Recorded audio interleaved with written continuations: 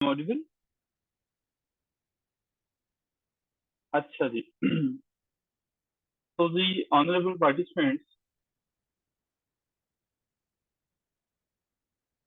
हम लोग जो हैं वो पाकिस्तान अफेयर्स के बारे में आज डिस्कस करना चाह रहे हैं, शुरू करना चाह रहे हैं। पाकिस्तान अफेयर्स की हमारी पहली क्लास है।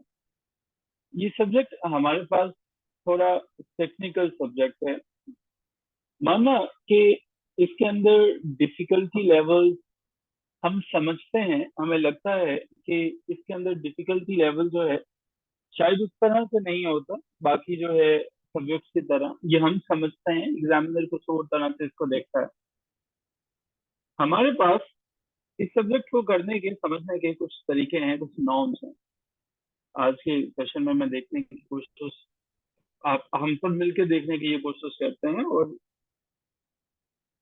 जी जी, भेज दें भेज दें, प्लीज प्लीज प्लीज भेज दें, भेज दें। आपने मुझे पर्सनल में मैसेज भेजा, भेज दें। तो एक सेकंड, बल्कि मैं जुनेद को कहता हूँ कि सभी को भेजना, वो सबको भेजना। इधर गए हैं जी जुनेद साहेब, please share. Okay, recording pause कर देते हैं ताकि पाकिस्तान अफेयर्स को जब हम डिस्कस करते हैं तो सबसे पहले तो हमें ये समझना जरूरी है कि इसमें हमारे पास दो तरह से जो है वो इस पेपर को डिवाइड किया जाता है। इसमें पार्ट वन हमारे पास जो होता है, पार्ट वन वो एमसीक्यू का बेस्ड होता है। ठीक है, पार्ट वन जो है वो एमसीक्यू से वही जिस तरह से बाकी सारे के सारे पेपर्स में होता है। 20 मार्क्स जो है वो पार्ट वन के लिए जो है वो डेडिकेटेड है। और अगर हम बात करें पार्ट टू के लिए तो उसके लिए हमारे पास 80 मार्क्स है। हम एग्जामिनर की पॉइंट ऑफ व्यू को समझने की कोशिश करेंगे, हम देखने की कोशिश करेंगे कि एग्जामिनर जो है वो आपसे क्या क्या बात करना चाहता है, किस तरह से उसकी अप्रोच तब्दील होती है with the passage of time. ठीक है, with the passage of time किस तरह से वो तब्दील होता है, किस किस तरह से उसने जो है वो सिचुएशन को, चीजों को बदलता है। हम पाकिस्तान अफेयर्स जो है वो हमारे पास एक रवायती सब्जेक्ट अब नहीं रहा। अब आप जो टेन्योर चल रहा है इसमें वो आपसे पुरानी बातें नहीं पूछता है, इसमें वो आपसे वो चीजें नहीं पूछता है। वेलकम टू द सेशन मुस्कुरा। इससे वो आपसे वो बाकी बातें नहीं पूछता है, वो जो माजी की बातें हैं उनको वो डिस्कस नहीं करता। अब क्या डिस्कस करता है, हम कुछ पेपर्स, पुराने पेपर्स को देखने की कोशिश करते हैं। मेरे सामने अभी के लिए जो पेपर ओपन है ये साल 2014 का पेपर है, 2014 का पेपर है। अगर हम इसको देखने की कोशिश करते हैं, इसको अगर हम देखते हैं तो हमारे सामने एक चीज बड़ी वाज़ेह आ जाती है। और वो ये है कि वो सारी की सारी चीजें वही हैं जो बचपन से आप लोगों ने पढ़ते सुनते आए। पाकिस्तान की एवोल्यूशन के ऊपर बात करें, सर सैयद अहमद खान के ऊपर बात करें, शाह वली अल्लाह के ऊपर बात करें। लेकिन जैसे ही हम स्विच करते हैं 2014 से 2021 2022 पे, तो सारी की सारी पिक्चर ही बदल जाती है। काफी दफा हम देखते हैं कि ना तो कोई सर सैयद अहमद खान है, ना हमारे पास कुछ ऐसी चीजें हैं जो उसने जो है वो पिक करता है पुरानी किताबों से। आपकी दफा सारे का सारा पेपर वो करंट अफेयर का बना देता। तो यही वजह था कि 2023 के अंदर जो हमारे पास पेपर इस साल होता है उसमें बहुत से स्टूडेंट्स एक कंप्लेन करते हैं, एक शिकायत करते हैं। वो शिकायत उनकी बड़ी जस्टिफाइड थी कि पाकिस्तान अफेयर्स का पेपर जो है वो शायद आउट ऑफ सिलेबस आ जाता। पाकिस्तान अफेयर्स का पेपर जो है वो शायद वो वाला पेपर था जिसको हम लोग जो है समझ नहीं पाता। ये बिल्कुल आउट ऑफ द वे कोई जो है वो पेपर आ गया। लेकिन ऐसा बिल्कुल नहीं होता। पाकिस्तान अफेयर्स का मतलब ये है कि हर वो अफेयर जो पाकिस्तान से रिलेटेड है वो पाकिस्तान अफेयर्स की डोमेन में फॉलो करेगा। तो अगर हम हाल के पेपर देखते हैं, आज के पेपर उठा के देखते हैं, तो हम देखते हैं वो सीपेक पे बात करता है, वो एनर्जी क्राइसिस के ऊपर बात करता है, वो पाकिस्तान की फिफ्थ जनरेशन वॉर के ऊपर बात करता है। तो एक ट्रेंड जो है वो तब्दील होता चला जाता है। अब हमारे पास वो पाकिस्तान की पोलिटिकल स्टेबिलिटी पे बात करता है। अब हमारे पास वो मुस्लिम की सेपरेशन की बात करता है। तो मैं जो अक्सर आपसे बातें करता हूँ अपनी करंट अफेयर्स की क्लास में भी और डेली भी, कि आपके लिए रवायती तरीकों से हटना जरूरी है। अगर यही चीज मैं आपसे रिक्वेस्ट करता हूँ, आपको मैं लेके जाता हूँ पुराने पेपर में 2013 को, बल्कि 2015 के पेपर में लेके जाता हूँ। अब यहाँ पे देखें 2015 में वही चीजें जो आपने अपनी किताबों में भी पढ़ी, सर सैयद अहमद खान जो है वो उनके ऊपर नोट लिखें, आप जो है वो पार्टीशन ऑफ बंगाल के ऊपर नोट लिखें, खिलाफत मूवमेंट के ऊपर नोट लिखें, सेपरेशन ऑफ ईस्ट पाकिस्तान, वो मुतालिया पाकिस्तान, वो पाकिस्तान अफेयर जो आपने सोचा हुआ है यार, अच्छा इसी तरह से जो है वो पेपर आएगा। ठीक है, कल्चरल हेरिटेज के ऊपर आ गया, जिया के ऊपर आ गया, ये वो आ गया, बड़ा आसान है। इस तरह से पेपर हमारे पास आ जाए तो हम लोग समझते हैं कि यार ये तो बहुत अच्छा हो गया, हमें 4 क्वेश्चन करने हैं और हमारे पास जो है इतने मल्टीपल चॉइस क्वेश्चन है, मल्टीपल चॉइसेस है, हम उनमें से कोई 4 कर सकते हैं। अब साल 2021 पे आ जाइए, हम ये देखते हैं कि एग्जामिनर ऐसा नहीं है कि बिल्कुल जो है वो रोल आउट कर देता है हमारे पास जो सिलेबस है, लेकिन ऐसा भी नहीं है कि एग्जामिनर उसको स्ट्रिक्टली फॉलो करता, एसईओ शामिल है। ऐसा भी नहीं है कि एग्जामिनर जो है वो इसी से सिर्फ मुंसलिक रहता। फेडरल पब्लिक सर्विस मिशन के अंदर एक चीज याद रखिएगा, 2 सब्जेक्ट्स जो हैं वो आपस में बड़ी करीब से जो है वो मिलते हैं, और वो पाकिस्तान अफेयर्स और करंट अफेयर्स हैं। तो ये सारे के सारे सब्जेक्ट, ये सारे के सारे पास पेपर्स हमें ये बताते हैं कि हमें अपने एनालिसिस को स्ट्रॉन्ग करने की जरूरत है। ये हमें बताते हैं कि हमारे पेपर के अंदर फ्लो चार्ट की कसरत होनी चाहिए। ये हमें बताते हैं कि हम इस काबिल होना चाहिए हमें कि हम लोग जो हैं वो अपने पेपर में एग्जामिनर को वो रवायती तरीके से 4 चीजें याद करने के बाद सिर्फ एक पिक्चर प्रेजेंट ना कर दें उसको कि ये हमने जो है वो याद किया हुआ है, बल्कि हम उसको जो है वो इम्प्रेस करने की कोशिश भी करें, उसको कुछ ऐसी चीजें भी बताएं कि जो डेफिनेटली दूसरे से मुख्तलिफ है। अब जब हम इस पर्सपेक्टिव को फॉलो करते हैं, तब हमारे पास न सिर्फ पिक्चर तब्दील होती है बल्कि नंबर भी अच्छे आते हैं। यही वजह है कि आप ही की तरह जब एस्पिरेंट्स ने इस दफा वही चीजें, वही सिलेबस को फॉलो करने की कोशिश की, तो पाकिस्तान अफेयर्स के अंदर जो है वो लाइन लग गई थी फेलियर की। इस साल 2023 के अंदर जो रिजल्ट जो अनाउंस हुआ था, 11, 13, 14, 7, 6, इस तरह से नंबर आए थे।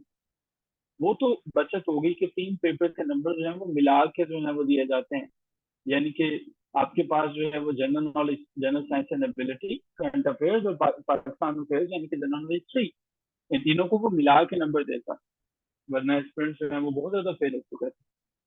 तो पेपर्स का एनालिसिस करने के बाद हमें पता चलता है कि टोटल जो है वो हमारे पास जो क्वेश्चन हमने करने होते हैं वो पार्ट 2 में से हमारे पास 4 क्वेश्चन है। लेकिन अजूरे वाला हमें ये समझना होगा कि अगर उसने हमसे क्रिटिकली इवेल्यूशन मांगी है तो हम इवेल्युएट करेंगे। हमें पता होगा कि अगर उसने डिस्क्राइब कहा है तो हम डिस्क्राइब करेंगे, अगर उसने डिस्कस कहा है तो हम डिस्कस करेंगे। ठीक है, हम इन तमाम चीजों के अंदर जो डिफरेंसेस हैं उनको समझेंगे। हम यहाँ पे फोकस नहीं करना शुरू हो जाएंगे इस क्वेश्चन को देखते ही यहाँ पे जो है वो बात कर रहा है, बल्कि हमारे पास जो है इनमें कोशिश करेगा, हम लोग कोशिश करेंगे कि डिस्क्राइब, डिस्कस, इवेल्युएट, डिफाइन, इन चीजों को समझें, इन चीजों को समझें। नहीं, आपको जो है वो कलेक्टिवली अगर आप 120 क्रॉस कर जाते हो पास। ठीक है, सब्जेक्ट के अंदर जो है वो इसमें आपके पास कम भी आते हैं, लेकिन दूसरे सब्जेक्ट में मैक्सिमम स्कोर करना जरूरी है। ठीक है, आपके कलेक्टिवली 120 से ऊपर जाने चाहिए नंबर, वो चले जाते हैं तो आप पास हैं। तो पाकिस्तान अफेयर्स एक ऐसा सब्जेक्ट है जो कि आपको अच्छे नंबर देता है, लेकिन अगर आप अपने एग्जामिनर को उसी तरह से लेकर चलते हो जिस तरह से चलना चाहिए। तो यहाँ तक क्लियर है? क्या पता चल चुका है कि हमारे एग्जामिनर की एक्सपेक्टेशंस क्या हैं?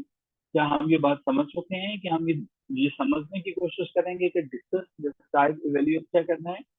क्या हम ये भी समझ चुके हैं कि हमारा जो पेपर है हमें तैयार रहना होगा कि वो पेपर रवायती तरीके से लाजमी नहीं है कि वो आएगा। मुमकिन है कि इस दफा जो पेपर है वो हमारे पास पाकिस्तान की करेंसी इश्यूज पे आ जाए, डिवेल्यूशन पे आ जाए, एनर्जी क्राइसिस के ऊपर आ जाए, BRIC पे आ जाए, हमारे पास AU के US पे आ जाए, हमारे पास SCO पे आ जाए, हमारे पास SARC के रोल पे आ जाए, वो किसी से भी आ सकते हैं।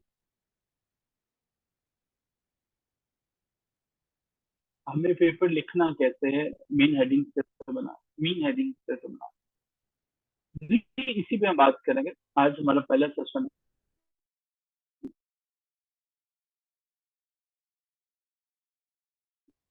लेकिन मेरे ख्याल में हमें जब हम बुक्स की बात करते हैं तो रट्टा इस लेवल पे नहीं लगाना। मेरी सेशन के एंड पे जो असाइनमेंट होगी वो भी यही होगी कि आपने फ्लो चार्ट मुझे सबमिट करवाने हैं, आपने मुझे कोटेशन सबमिट करवानी है, आपने मुझे जो है वो ये बताना है कि किस किस तरह से हम प्रोसीड फर्दर कर सकते हैं। ठीक है, हम लोग जो है वो इन तमाम चीजों को समझने की कोशिश करेंगे, और इसके साथ साथ जो है फ्लो चार्ट, डायग्राम्स, छोटे छोटे से मैप, इन तमाम चीजों को जो है वो मुकम्मल करना हमारे लिए बहुत बहुत बहुत जरूरी है। अगर हम इन्हें कंप्लीट नहीं करते हैं तो Pakistan affair is not going to give us even a single mark. और इस दफा अगर जो है वो जो 6-7 की रेशो रही है, उसकी भी बड़ी वजह यही थी कि एस्पिरेंट्स ये फील करते थे कि हमने तो वही मुतालिया पाकिस्तानी छाप के आना। एक असिस्टेंट कमिश्नर से वो कभी भी मुतालिया पाकिस्तान नहीं मांगता, कोई आपसे कभी भी ये नहीं कहेगा कि आप जो है वो मुझे वही पाकिस्तान अफेयर्स की पिक्चर जो है वो उठा के दे दें जो कि बचपन से आप पढ़ते सुनते आ रहे हैं। आपको इवेल्युएशन, डिस्कशन, डिस्क्रिप्शन पता होने चाहिए। You need to talk about कि आप पाकिस्तान के अंदर जो है वो किस चीज पे बात करने जा रहे हैं। तो इन तमाम चीजों को जब हम समझेंगे, और इन चीजों को समझने से पहले हमें इस मूवमेंट का, इस ट्रांजिशन का आइडिया होना चाहिए। हमें पता होना चाहिए कि हमारा एग्जामिनर अब मूव कर चुका है। हमें पता होना चाहिए कि अब हमें जो चीजें पेपर में मेंशन करनी है वो रवायती तरीकों से मेंशन नहीं करें। हमें पता होना चाहिए कि हमारा जो अपडेटेड नॉलेज है वो इतना ज्यादा जरूर होना चाहिए कि हम अपने एग्जामिनर को कन्विंस कर सकें। लेकिन ये जो पास्ट पेपर का एनालिसिस मैंने पिछले 15 मिनट में आपको बताया, इसका मकसद ही यही था कि आप लोगों को सारी की सारी पिक्चर जो है वो समझ में आ सके। मजीद आपके जो व्हाट्सएप ग्रुप है उसकी डिस्क्रिप्शन में डिजिटल लाइब्रेरी का लिंक भी अपडेट कर दिया गया, वहाँ पे सारे के सारे पास्ट पेपर्स भी हैं, कुछ नोट्स भी वहाँ पे अपडेट कर दिए गए। तो रवायती तरीकों से एग्जामिनर हट चुका है और अब की दफा जो है वो फोकस करता है जो ऑन गोइंग जो है वो इशू है। लेकिन क्या इसका मतलब ये है कि अगर एग्जामिनर जो है वो रवायती तरीकों से हट चुका है तो क्या हम भी इन चीजों को बिल्कुल छोड़ दें? The answer is no. हम इन चीजों को नहीं छोड़ सकते हैं, लेकिन लाजमी नहीं है कि हम इन्हीं चीजों पर रिलाय करें। लाजमी नहीं है हम सिर्फ इन्हीं चीजों पर रहें। तो पाकिस्तान आइडियोलॉजी के लिए, पाकिस्तान के लिए मुख्तलिफ किताबें हैं, लेकिन मैं रिकमेंड करूंगा इकराम रुबानी साहब की जो किताब है, जिनके हमारे पास पब्लिशर जो हैं, आई थिंक कारवान वाले पब्लिशर रुबानी साहब ने बड़ी रिसर्च बेस्ड जो है वो ये बुक लिखी। लेना चाहें तो ठीक है, वरना इसके जो है स्कैन कॉपी भी आपके पास पड़ी है। आइडियोलॉजी से हम अपनी कहानी शुरू करेंगे और हम कोशिश करेंगे कि पास्ट पेपर्स में जो जो क्वेश्चन आ चुके हैं मैं समझा सकूं, मैं रेफरेंसेस बता सकूं। रेफरेंसेस कोट कैसे करोगे, रेफरेंसेस कैसे दोगे, पेपर के अंदर पुट कैसे करोगे, पेपर में कहाँ कहाँ पे कौन कौन सा फ्लो चार्ट, डायग्राम कैसे पुट करोगे, बनाओगे कैसे, और एग्जामिनर को कन्विंस कैसे करोगे। देखो, पाकिस्तान आइडियोलॉजी के बारे में अगर वही रवायती पिक्चर एग्जामिनर को दिखाने की कोशिश की जो सभी बता रहे हैं, पाकिस्तान इस्लाम के नाम पर बना था, मुसलमानों पर जुल्मों से कम हो रहा था, come on take a step forward, the examiner is sick of all this things. उसने बहुत सुंदर की बातें, अब और बताएं कि पाकिस्तान की आइडियोलॉजी पे अभी क्या हो रहा है। सर, हम अपने प्रॉपर जो है वो शुरू करते हैं पाकिस्तान अफेयर्स को। आइडियोलॉजी हमारे पास पहला टॉपिक, आइडियोलॉजी। अगर हम इस वर्ड के ऊपर गौर करते हैं तो हमारे पास ये मिलता जुलता हमें नजर आता है आइडिया, आइडियोलॉजी। किसी भी हमारे पास जो है वो सब्जेक्ट को जब हम स्टडी करते हैं, हमारे पास लॉजी का मतलब ये होता है कि हम स्टडी करते हैं वो कौन सा मकसद था कि जिससे पाकिस्तान वजूद में आया। अगर मुसलमानों को एक क्याम का ही मकसद था तो मुसलमान तो इंडिया में भी बड़े खुश हैं, अभी भी रहते हैं, यूट्यूब बड़ा पड़ा है ऐसी वीडियो से, वो कहते हैं कि वो ये सेटिस्फाइड है। सवाल ये पैदा होता है कि आइडियोलॉजी है क्या, आइडियोलॉजी है क्या। देखिए, सोशल साइंसेज जो है वो हर सब्जेक्ट का एक अपना स्कोप होता है, एक अपना ट्रेंड होता है, एक अपना तरीकेकार होता है। जब हम आइडियोलॉजी की बात करते हैं, आइडियोलॉजी का मतलब ये है कि कोई भी कौम किस तरह से रहती है वहां पे। हम पाकिस्तान में रहते हैं, हमारे एक अपना तरीकेकार है, ये हमारी आइडियोलॉजी है। हमारा रहन सहन, कस्टम जो है, ये आइडियोलॉजी है। कितना ही सादा होता अगर कहानी इतनी सिंपल होती। आइडियोलॉजी की प्रॉपर डेफिनेशन समझने के लिए हमें 1789 में वापस जाना पड़ेगा फ्रेंच फिलोसफर एटोनी के पास। एटोनी डस्टल जो है वो साल 1789 जो है वो फ्रांस एक बहुत बड़ी जो है वो रेवोल्यूशन को देखता है, जिसे फ्रेंच रेवोल्यूशन को नाम से जाना जाता है। ये रेवोल्यूशन दुनिया को बदल के रख देते। ये हमारे पास एक ऐसी रेवोल्यूशन होती है कि जिसमें गुरबाज जो है वो उमरा की गर्दनें फाड़ के रख देते हैं। और गुरबाज से मुराद यहाँ पे कोई नॉर्मल वाले लोग नहीं, यहाँ पे हमारे पास वो वाले लोग हैं कि जिन्होंने पकड़ के दुनिया को बदला। और उमरा से मुराद वो लोग जो हुकूमत में थे। उन दिनों में एक फिलोसफर जो है वो अयतोनी एक तारीफ देते हैं, एक डेफिनेशन करता है। वो कहते हैं कि देखो, जो लोग अब आज यहाँ पे बगावत करते हैं, इसका मतलब ये है कि उनका दूसरे लोगों से रहने का उनका अंदाज अलग है। वो समझते हैं कि हम लोगों से मुख्तलिफ हैं, पैदा अलहदा होते हैं, एवोल्यूशन अलहदा होती है, हमारे ख्यालात जो हमारे जहनों में हैं वो दूसरों से मुख्तलिफ हैं। पाकिस्तान के अंदर कुछ ऐसे ही आजकल मसाइल चल रहे हैं। जब एक जमात ही समझना शुरू हो जाती है कि उनका रहने का, उनका लोगों के साथ उठना बैठना हर एक का अलहदा है, तो वो अपने आइडियाज को जनरेट करते हैं। जब आपके दिमाग में आइडियाज जो हैं वो वसत पकड़ते हैं, मजबूत होते चले जाते हैं, तो वही आइडियाज फिर मल्टीपल ग्रुप्स, यानी कि एक आपके आइडिया को कई ग्रुप्स जो हैं वो कई लोग फॉलो करना शुरू कर देते हैं। तो ये हमारे पास एक आइडियोलॉजी बन जाती है। आइडियोलॉजी की दो डेफिनेशंस बड़ी इंपॉर्टेंट है, मैं ये चाहूंगा ये दोनों पेपर में कोट करें। इसके बगैर अगर आप आइडियोलॉजी के ऊपर लिख रहे हैं तो वो आपको कोई लाइक कुछ कुछ नहीं देगा, कोई मार्क्स नहीं देगा आपको। एक आप जो है वो सोनी की बात करें, और दूसरा कार्ल मार्क्स, जो कि जैसे बाबा समझा जाता है मार्क्सिज्म को। वो ये कहता है कि दर हकीकत आइडियोलॉजी जो है ये उन लोगों की आइडियोलॉजी है कि जिन पर जुल्म होता है। कार्ल मार्क्स हम जानते हैं कैपिटलिज्म के खिलाफ था, सरमायादाराना निजाम के खिलाफ था, ये फैक्ट्रियों वालों के खिलाफ था। और ये समझता है कि अगर हमें लोगों को कुछ अच्छा करना है, कुछ दिखाना है, तो हमें लाजमी है कि हम कम्युनिज्म की तरफ लेके आए। तो कार्ल मार्क्स के मुताबिक अगर आप जो है वो किसी पे जुल्म करते हो, सितम करते हो, तो जुल्म सितम होने वाले लोग जो हैं, जब वो एक जमात बना लेते हैं तो वो आइडियोलॉजी, तो जिसमें कुछ लोग अपने लिए अपने आप को दूसरों से अलग करते हैं, डोमिनेंट जो उनकी क्लास है, जो सोसाइटी की क्लास है, उससे सेपरेट हो जाते हैं। तो जी ये हमारे पास आइडियोलॉजी की एक डेफिनेशन आता है। प्रॉपर अगर डेफिनेशन इसको समझने की कोशिश करें, तो हमारे पास अकायद का, यकीन का एक ऐसा सिस्टम जो ये बताएगा कि हम दूसरों से क्यों मुख्तलिफ। एक ऐसा आइडिया जो आपको ये बताएगा कि अभी जो सिस्टम चल रहा है, इंडिया में सिस्टम चल रहा था, इंडिया में सारे के सारे लोग थे, गांधी को लगता था कि मुसलमानों को अब ये हमारा इंडिया दो हिस्सों में नहीं बांटना चाहिए। लेकिन मुसलमानों के पास एक अपना आइडिया था, उन्होंने कहा नहीं, ऐसा नहीं हो सकता, हम एग्जिस्टिंग सिस्टम से निकलना चाहते हैं, और अपना सिस्टम प्रपोज किया। तो हमारे पास एक ऐसा सिस्टम जो कि दूसरों से बिल्कुल मुख्तलिफ होता है। और ये सिस्टम जो है वो क्यों मुख्तलिफ होता है, क्योंकि यहाँ पे रहने वाले लोगों के सिस्टम जो है वो मुख्तलिफ हैं, उनके आइडियाज मुख्तलिफ। ये हमारे पास आइडियोलॉजी की बेसिक जो है वो डेफिनेशन। सादा लफ्जों में अगर हम बात कर सकें, तो आइडियोलॉजी किसी भी कौम के माजी, मुस्तकबिल, हाल और मुस्तकबिल तीनों के मजमूए का नाम है। मुसलमानों की कौम थी, इंडिया में रहती थी, माजी में देखा उन्होंने कि ये हिंदू कौम हमारे साथ बड़ा बुरा सलूक करता है। हाल में देखा कि ये जुल्म सितम अभी तक जारी है, आप सिर्फ चपरासी की नौकरी पर, पीएन की नौकरी पर अप्लाई कर सकते हो, ऐसी चीजें। और बाद में हमारे पास उनको अपना फ्यूचर भी नजर आना शुरू हो। क्या आइडियोलॉजी क्लियर है? सबको आइडियोलॉजी क्लियर है? क्या आइडियोलॉजी होती क्या है, इज इट क्लियर? यहाँ तक क्लियर है?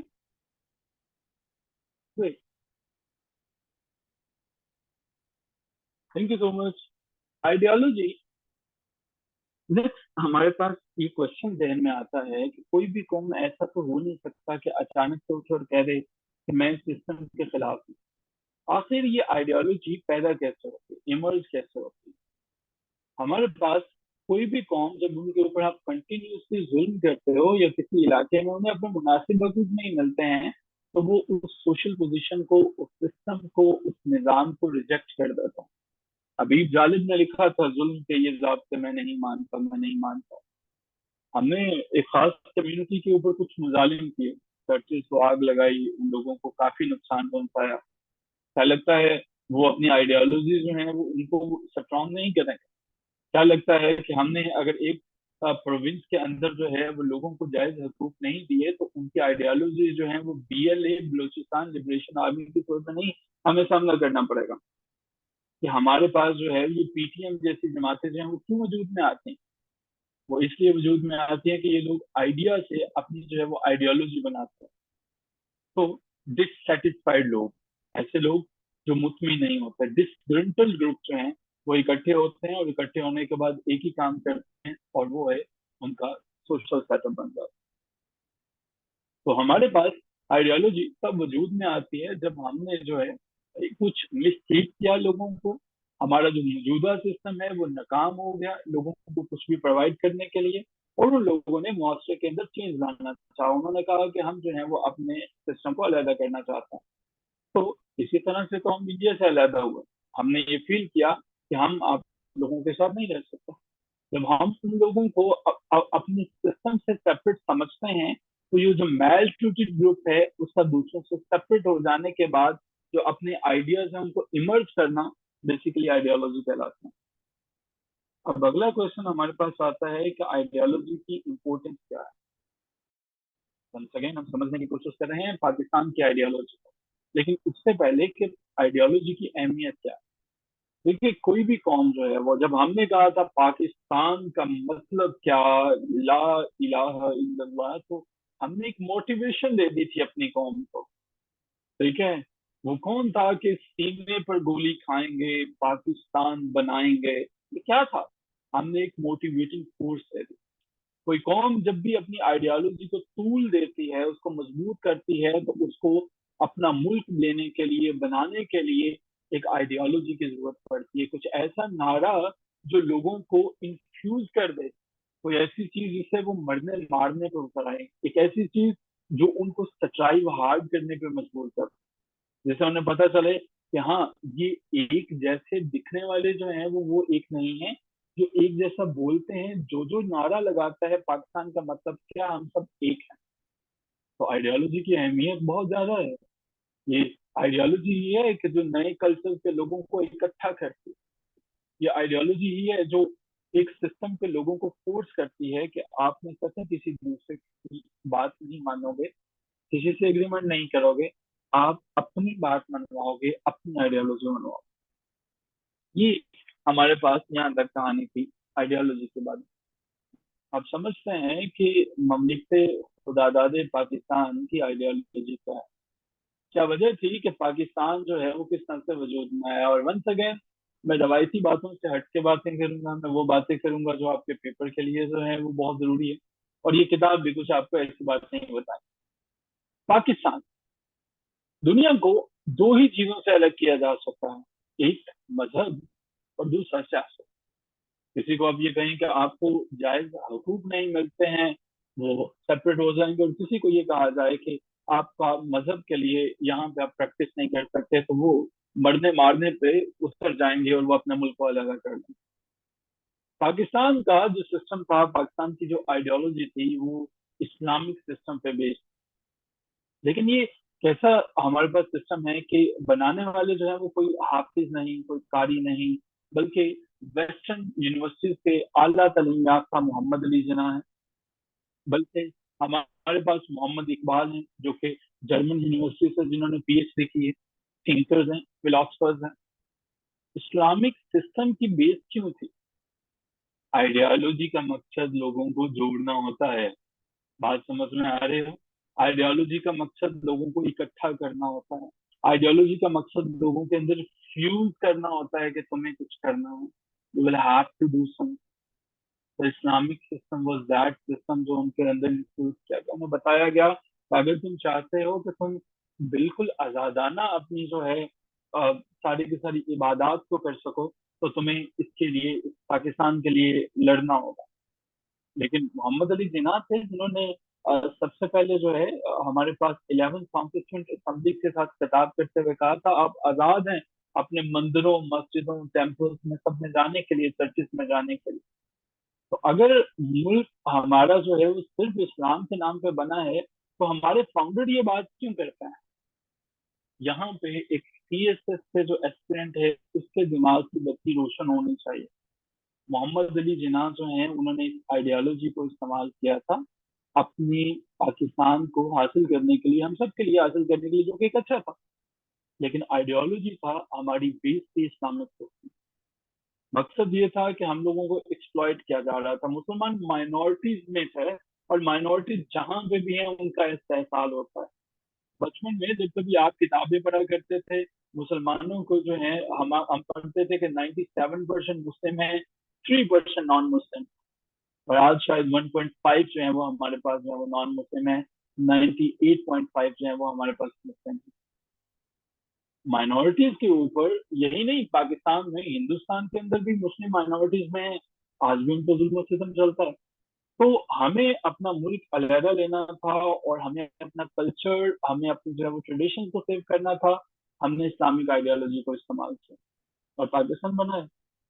हमने एक नारा दिया लोगों को, पाकिस्तान का मतलब क्या, ला इलाहा इल्लल्लाह, और इससे हमने फ्रीडम मूवमेंट का आगाज किया। एक मसला और था, वो प्रॉब्लम ये थी कि हम टू नेशन कॉन्सेप्ट को फॉलो करते थे।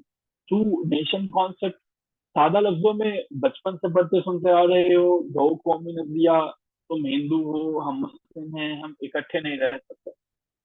दर हकीकत मसला ये था कि हमारा अपना कल्चर, हमारी सिविलाइजेशन, हमारे कस्टम्स को हिंदुओं ने कभी भी ऑप्ट नहीं किया।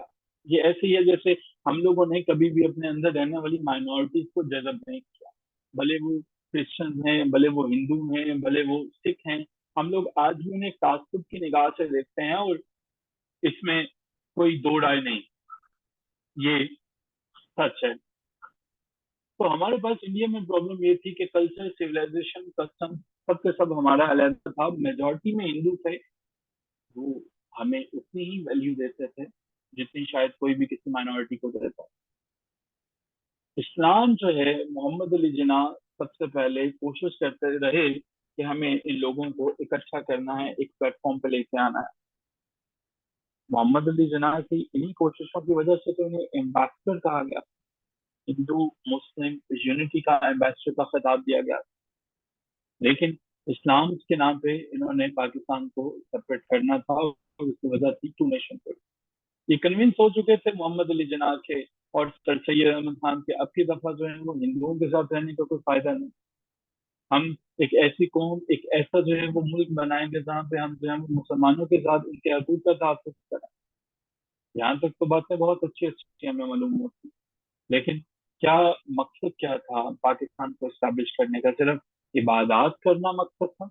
ऐसा मुल्क जो इबादतों के नाम पे बनता है वो तो थियोक्रेटिक स्टेट होती है।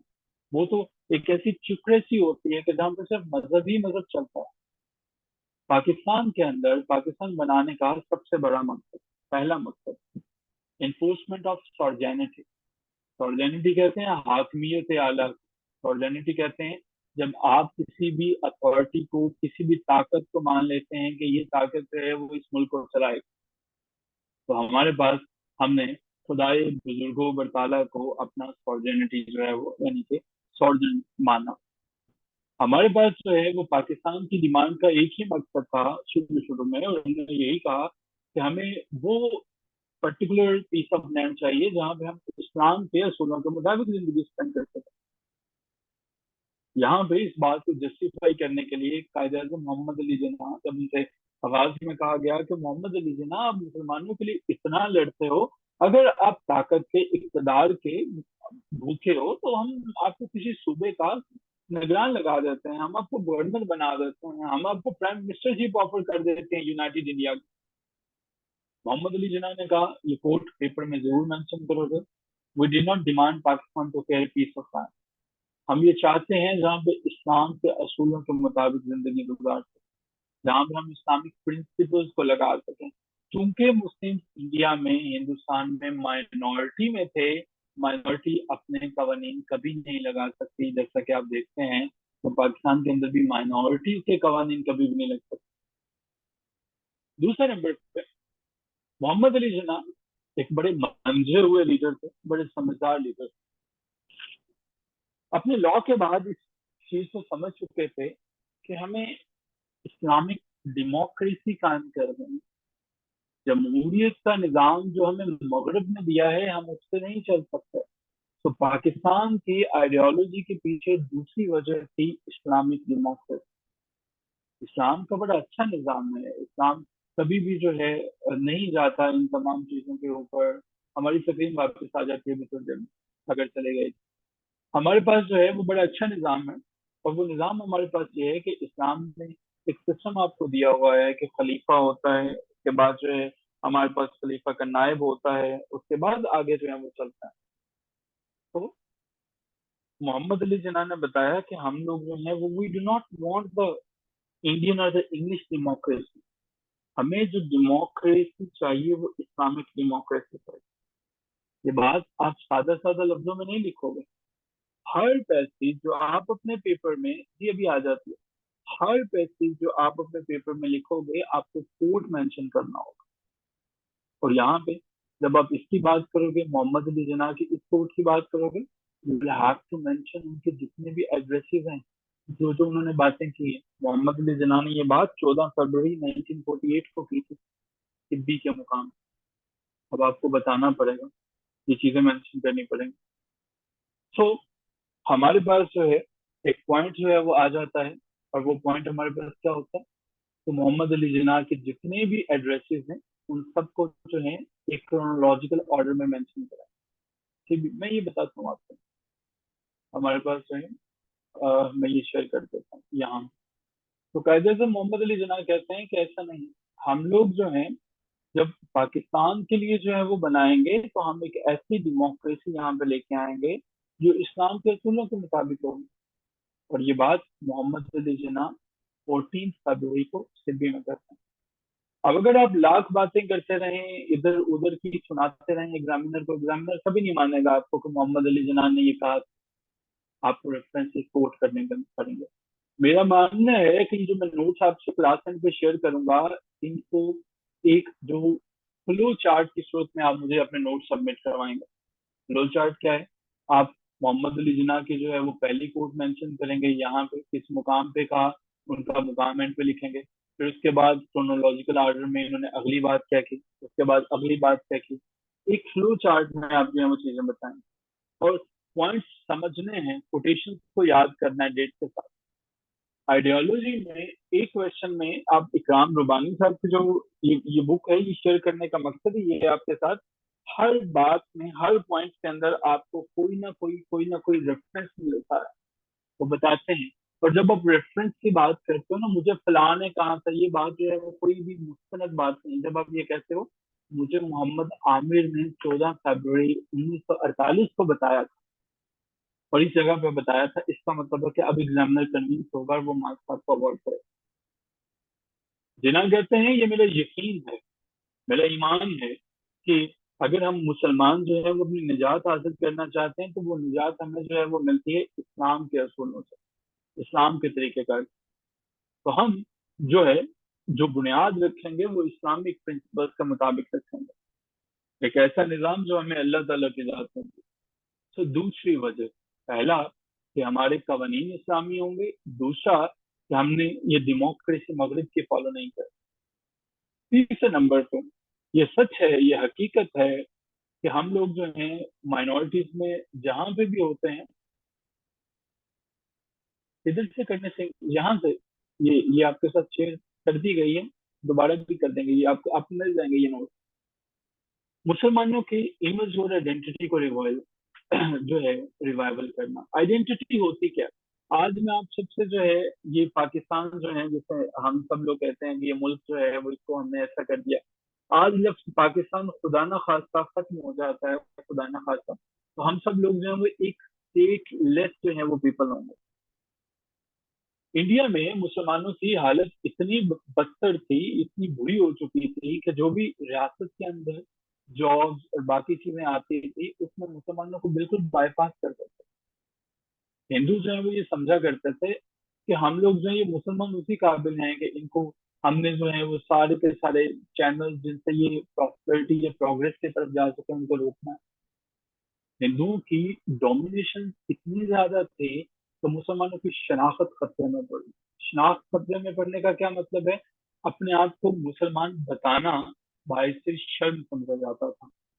क्यों बायस शर्म समझा जाता था, क्योंकि अगर आप अपना तारुफ करवाएंगे आप मुसलमान हैं, इसका मतलब है आपकी जॉब यकीनन कोई खास रूप की होगी, आपकी जॉब जो है वो यकीनन कहीं पे क्लीनर की होगी। तो जिना कहते थे कि मुझे अपनी कौम की, मेरी आइडियोलॉजी की तीसरी वजह ये है, जो मेरा मकसद है वो ये है कि हमें अपनी आइडेंटिटी हासिल कर, अपना इमेज हासिल कर। नंबर फोर्थ पे, जो कौमें जिनकी आइडेंटिटी नहीं है, उनके कल्चर या सिविलाइजेशन को कौन महफूज करता है? मैं बड़े माजरत के साथ ये कहना चाहूंगा, लेकिन अपने जहन में इस क्वेश्चन को समझते हुए आप क्रिश्चियंस को जहन में ला सकते हैं। आप कितनी प्रोटेक्शन करते हैं उनके कल्चर की, उनकी सिविलाइजेशन की, तो कितना होता है आप इनको देख सकते हैं। मुसलमान हमेशा से एक सेपरेट नेशन थे। मुगलों ने कई कई सालों तक हुकूमत की, हम मुसलमानों की बात कर रहे हैं, मोहम्मद गौरी और बहुत से लोग आए, लेकिन अब की दफा उनको एक सेपरेट नेशन समझा नहीं जाता। उनकी अपनी मसाजद, तहजीब और तमद्दन, लिटरेचर, किताबें, सब कुछ था, लेकिन हिंदू जो है वो आहिस्ता आहिस्ता उससे मस्क कर रहे थे, खत्म कर रहे थे। बाकायदा तहरीकें चलना शुरू हो गई थी मुसलमानों को कि इनको हिंदुओं में कन्वर्ट किया। वजह ग्रेटर इंडिया बनाने के चक्कर में, जहाँ पे हिंदू ही हिंदू हैं। हिंदुओं की तब से लेकर अभी तक ये ख्वाहिश रही थी कि मुसलमानों को वो क्रश करें।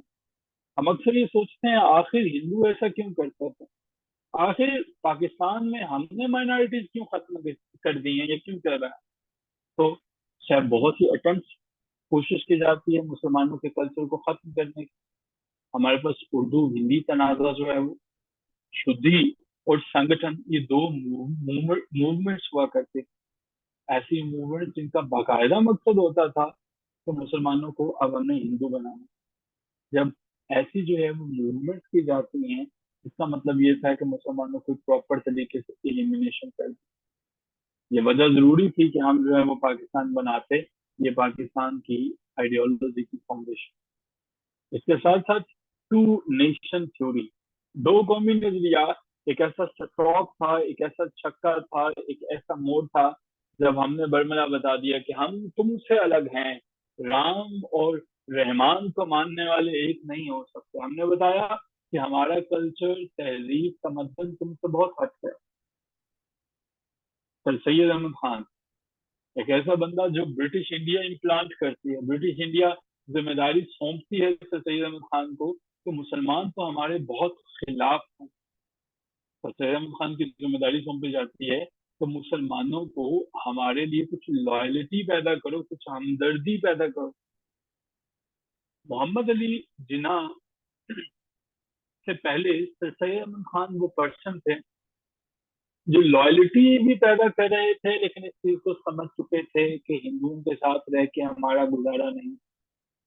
तो सैयद अहमद खान जो है ये अपने जो बॉस थे, चूंकि ये सर्विस में थे, ये जो है वो ब्रिटिश सर्विस किया करते थे, अपने ऑब्वियसली अपने बॉस की बात को माना भी करते थे। तो मुसलमानों के दिलों में इन्होंने जिस तरह से कोशिश की कि मुझे हमदर्दी पैदा करनी है ब्रिटिश के लिए, वो इन्होंने पैदा की। लेकिन एक चीज सीख गए कि हिंदू मुस्लिम यूनिटी जो है वो नहीं हो सकती, हिंदू मुस्लिम यूनिटी नहीं हो सकती, और यही वजह है कि इन्होंने टू नेशन कॉन्सेप्ट दिया और ये कहा कि मुसलमान जो है वो अपने कल्चर, तहजीब और तमद्दन के साथ एक अलग कौम। अब की दफा ये आइडिया शेयर करते हैं, पहले ये बताते हैं कि हम दो मुख्तलिफ कौमें हैं। ये आइडिया जब जिन्ना के साथ शेयर किया जाता है, इकबाल के साथ शेयर किया जाता है, तो पता चलता है कि हाँ, अब जो है वो पाकिस्तान, हमें एक होमलैंड चाहिए, हमें एक वतन चाहिए जो इनसे अलग हो। कोई भी कौम अलहदगी को पसंद नहीं करते। हम बांग्लादेश को आज भी चाहते हैं कि बांग्लादेश हमारे साथ मिल जाए, ये एक नेचुरल सी बात है कि अगर इंडिया ये चाहता है तो पाकिस्तान उसके साथ मिल जाए। और इंडिया को लगता था 1947 के बाद कि ये अपना ही टूटा हुआ, बिखरा हुआ भाई है, जल्दी वापस आ जाए, और अभी भी उसे यकीन है कि ऐसा हो जाए। लेकिन मुसलमानों की जिंदगी तभी महफूज रह सकती है कि अगर वो पाकिस्तान को, इस्लाम को सही मानों में अपनाते हैं। तो पाकिस्तान के लिए एस्टेब्लिशमेंट का दूसरा स्टेप हमारे पास है वो टू नेशन थ्योरी थी। और ऑब्वियसली ये कैसे मुमकिन था हमारे लिए कि हम हिंदुओं के साथ रहते हुए उनके मुजालिम को बर्दाश्त करते रहे। हिंदू जो है वो बाय फोर्स जो है वो हमें मजबूर करते थे वहां पे कि इस्लाम में इस्लाम को छोड़ो और हिंदुइज्म में आ जाओ। तो मुसलमानों ने یہ فیصلہ کیا کہ ہمیں اپنی آئیڈیالوجی کو مضبوط کرنا پڑے. بڑے ظلم و ستم کی داستانیں جب آپ دیکھیں گے تو آپ کو پتہ چلے گا کہ مسلمان جو ہیں وہ ان کو صرف بہت نامنل سی جاب جو ہے وہ دی جاتی تھی, بہت نامنل سی جاب دی جاتی تھی. یہ وجہ بھی پاکستان کی بنیاد بنتی establishment of a balance economic system. آخری وجہ ہمارے پاس کوئی بھی قوم دنیا میں اپنا مؤثر طریقے سے پیغام نہیں پہنچا سکتی. اگر آپ بیگر ہیں, اگر آپ بھیک مانگتے ہیں, اگر آپ دوسرے ممالک جو ہیں وہ ان کو کچھ بھی ایسا پرووائڈ نہیں کرتے کہ وہ آپ کے پاس آئیں, تو آپ کی بات کوئی نہیں مانے. مسلمانوں کی حالت ایسی کر دی گئی تھی کہ مسلمانوں کی کنڈیشن ڈپلوریبل تھی, قابل رحم.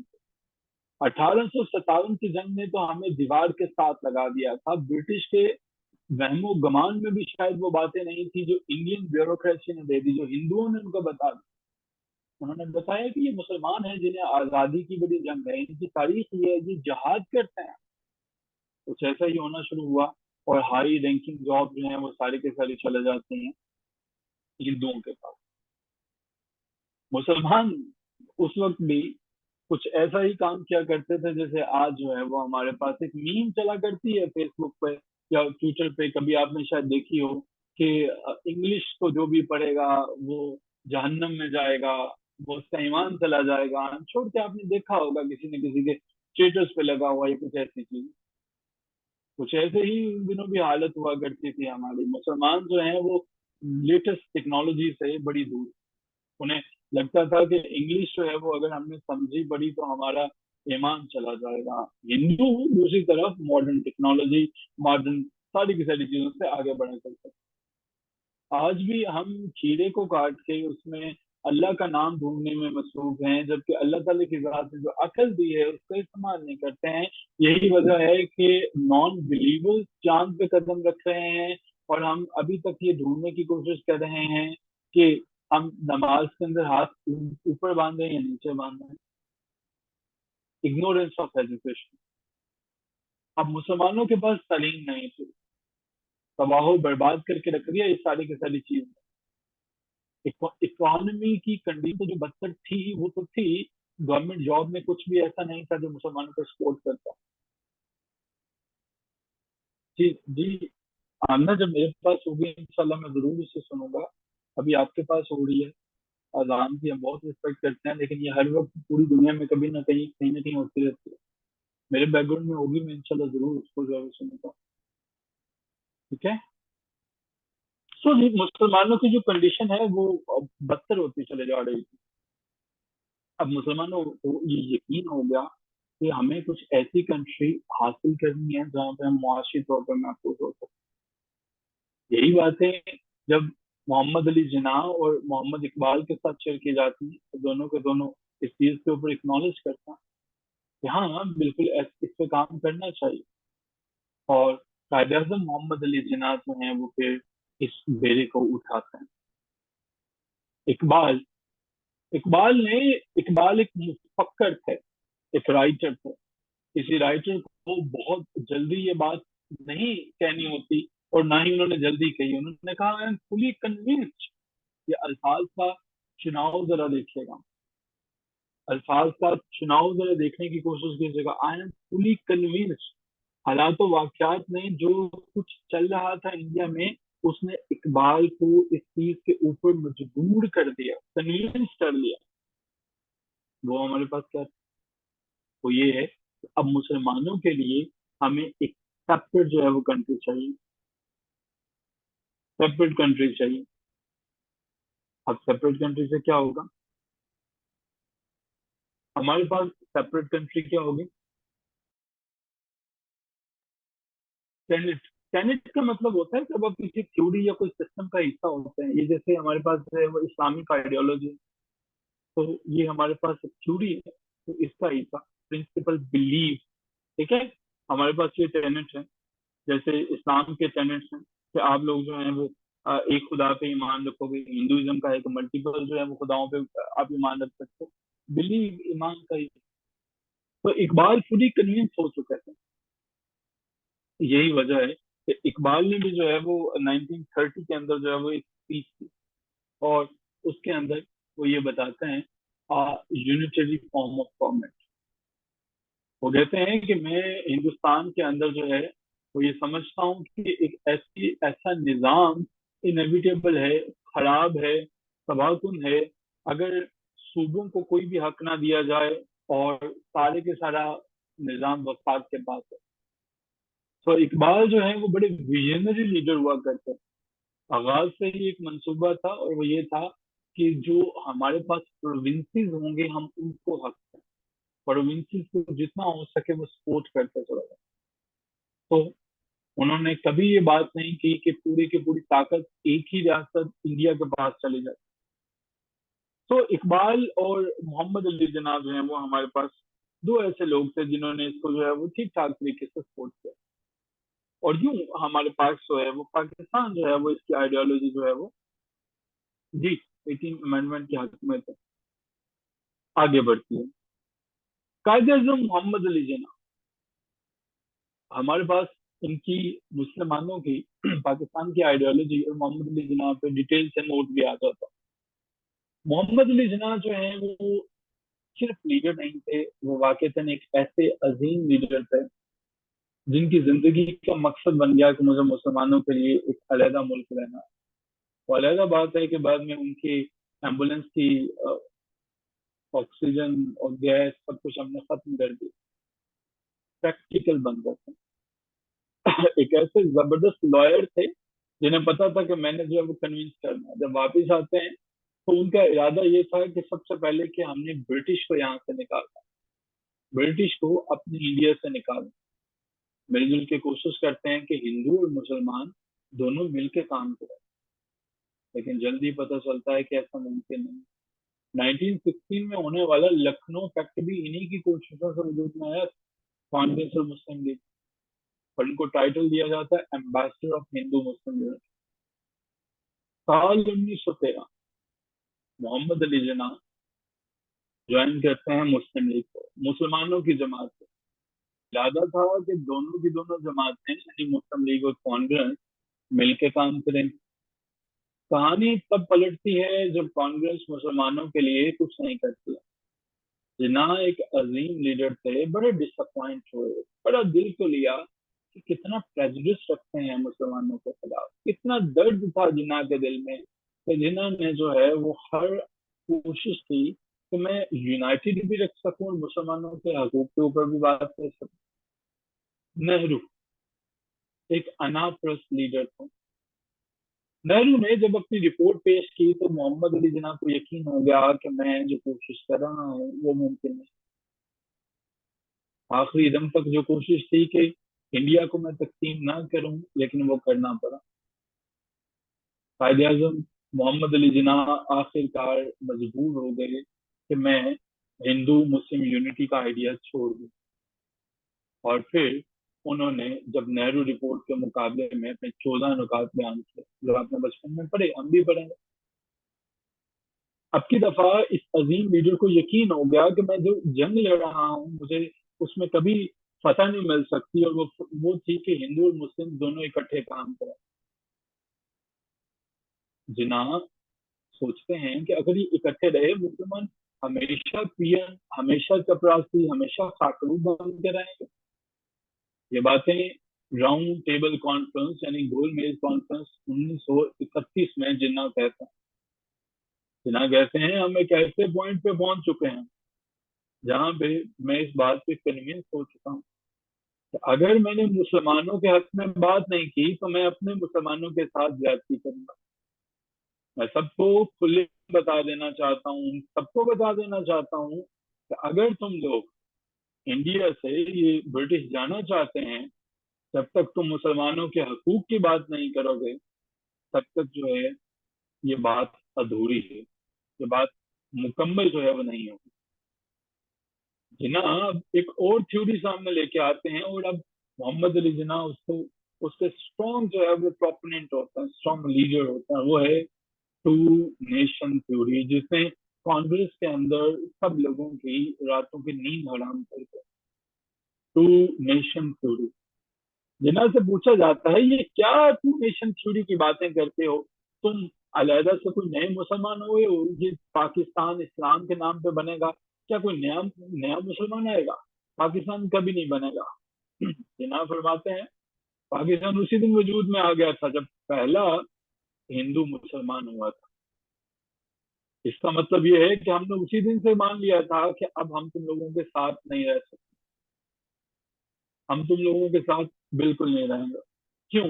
طریقہ کار الگ، ساری کی ساری چیزیں الگ۔ یہی بات لاہور میں مسلم لیگ کے جو ہے وہ کنونشن سے بھی خطاب کرتا ہے۔ وہ کہتے ہیں کہ یہ ان لوگوں نے ہندوؤں نے غلط سمجھ رکھا ہے ہماری محبتوں کو، شفقتوں کو، کہ مسلمان جو ہیں یہ مائنورٹی، یہ اقلیت ہے، انہیں آنکھیں کھولنی چاہیے۔ ہم لوگ کوئی اقلیت نہیں ہے، مسلمان ایک قوم ہے، مسلمان قطن مائنورٹی نہیں۔ اب یہ بات آپ بغیر کسی ریفرنس کے لکھ دو گے کوئی نمبر نہیں دے گا، لیکن اگر آپ بتاؤ گے 23 مارچ 1940 کے خطاب میں انہوں نے کہا تھا، نمبر ملیں گے۔ انہوں نے کہا جاؤ انٹرنیشنل لاز کے مطابق جتنے بھی قواعد و ضوابط ہیں ان سے جانچا جائے، ہم ہر طرح سے ایک قوم ہے۔ 1942 جنہاں کہتے ہیں ہمارا کلچر دوسروں سے مختلف، سویلائزیشن مختلف، زبان مختلف، لٹریچر مختلف، آرٹ مختلف، آرکیٹیکچر مختلف، نام مختلف، یہ ہم لوگوں کو کیسے جو ہے وہ ایک قوم نہیں مان۔ تو محمد علی جناح بڑا کھل کے جو ہے وہ بات کرتے ہیں ٹو نیشن تھیوری پہ، اور مسلمانوں کو ایک سیپریٹ قوم ثابت کرتے ہیں۔ یہ سارے کے سارے نوٹ سے تفصیلاً پڑھیں گے آپ، اس میں بہت سے ریفرنسز ہیں جو میں نے پوائنٹ آپ کو بتائے ہیں ان کو سپورٹ کرنے کے لیے۔ تو یہ ہمارے پاس تھا آئیڈیالوجی، نظریہ۔ کیا ہوتی ہے آئیڈیالوجی؟ کارل مارکس کی، فرینچ فیوٹون کی، میں نے بتایا دو کوٹس، یہاں تک کلیئر ہے؟ آئیڈیالوجی ہوتی کیا ہے، یہاں تک کہانی پتا؟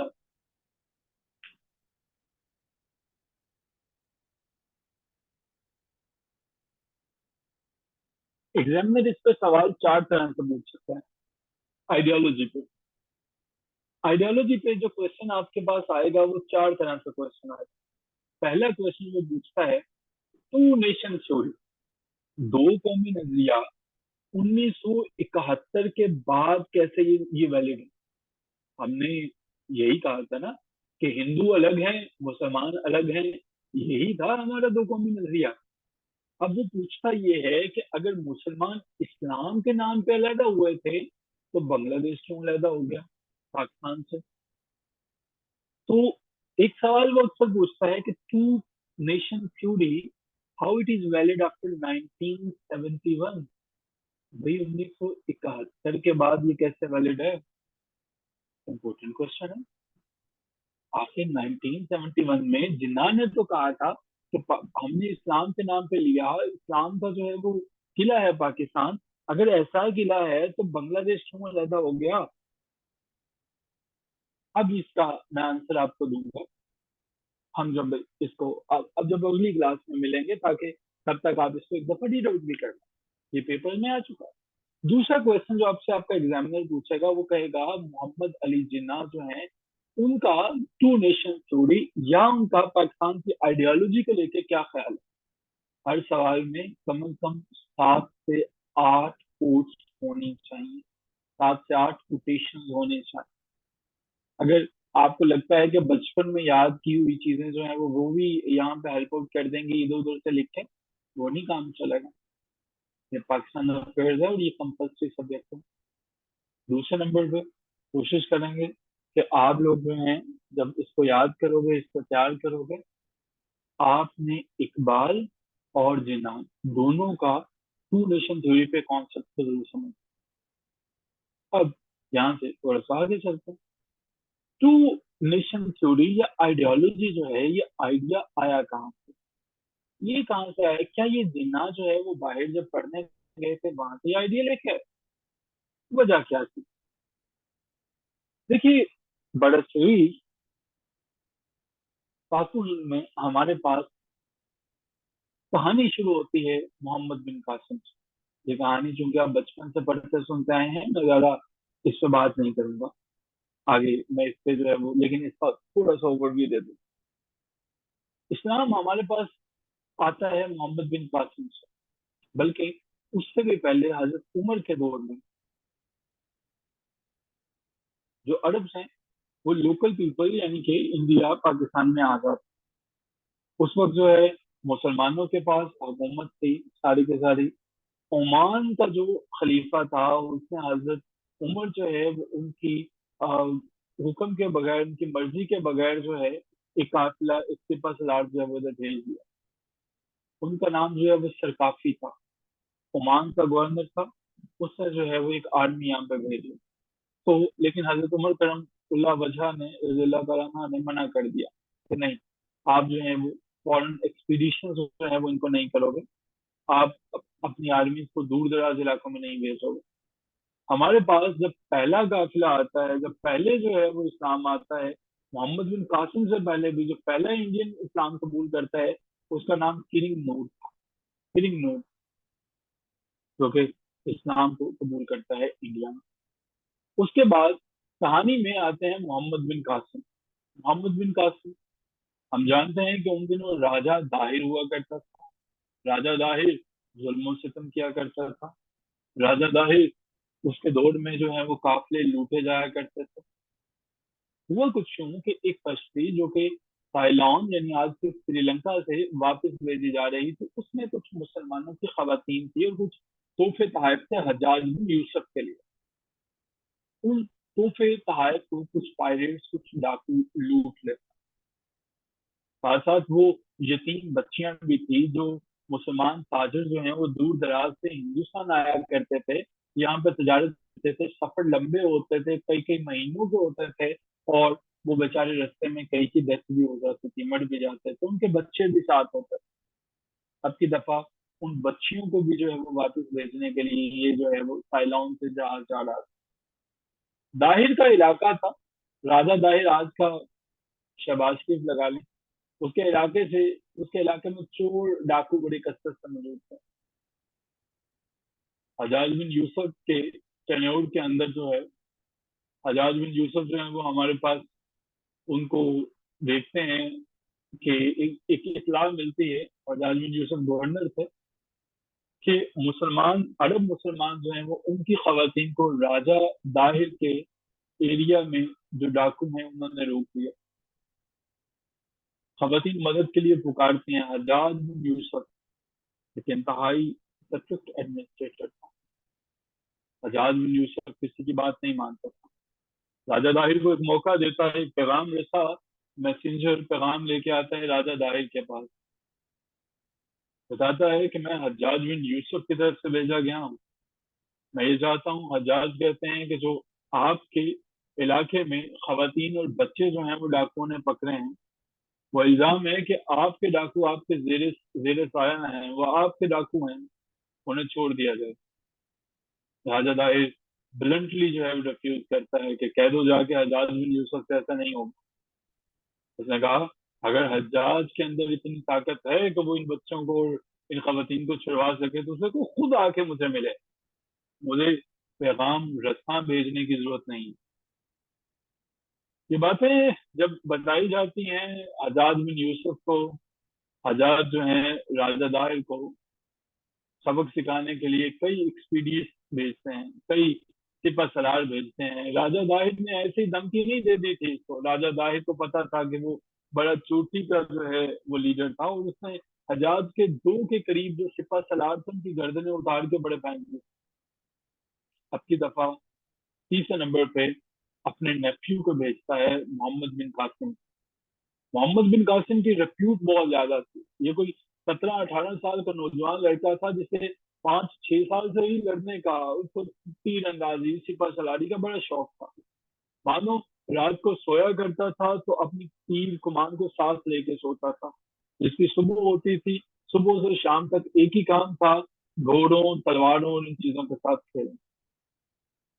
ईरान के अंदर था उन दिनों, फारिस के अंदर पैगाम जाता है हज्जाज बिन यूसुफ की तरफ से। वो ये कहता है कि जनाब हमें आपकी जो है वो सख्त जरूरत है, और वो जरूरत है हमें, हमें साइलोन, हमें राजा दाहिर के खिलाफ निकलना।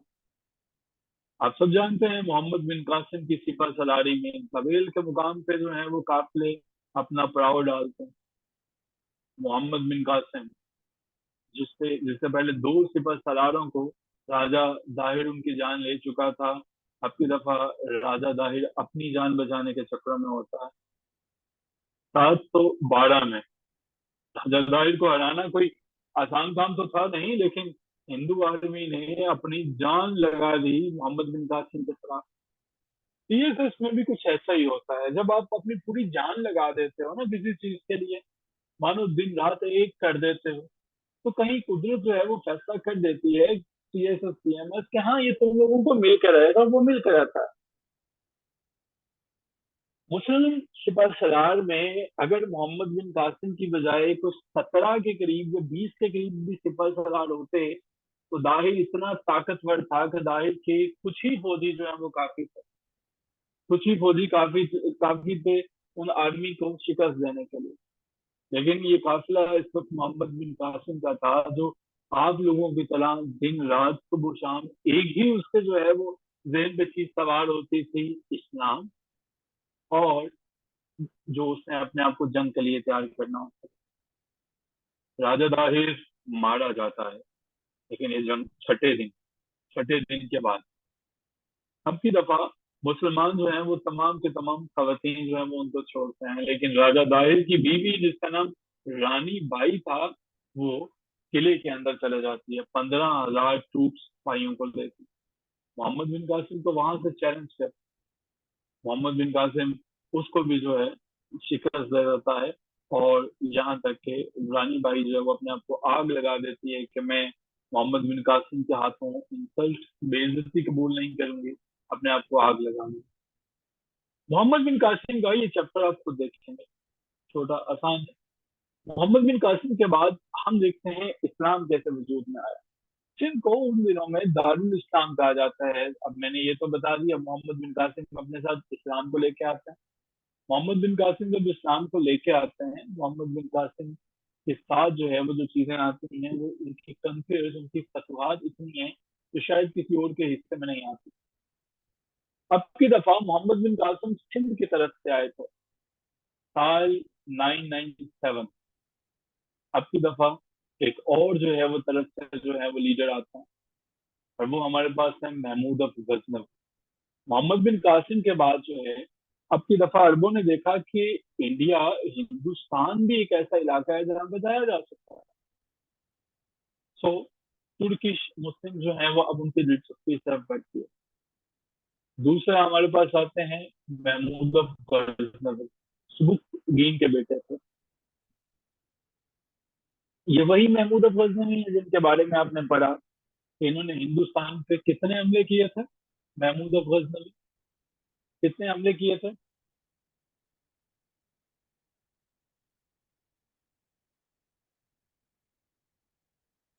17 हमले करते हैं। हिंदुस्तान की तकदीर बदलना शुरू हो जाती है।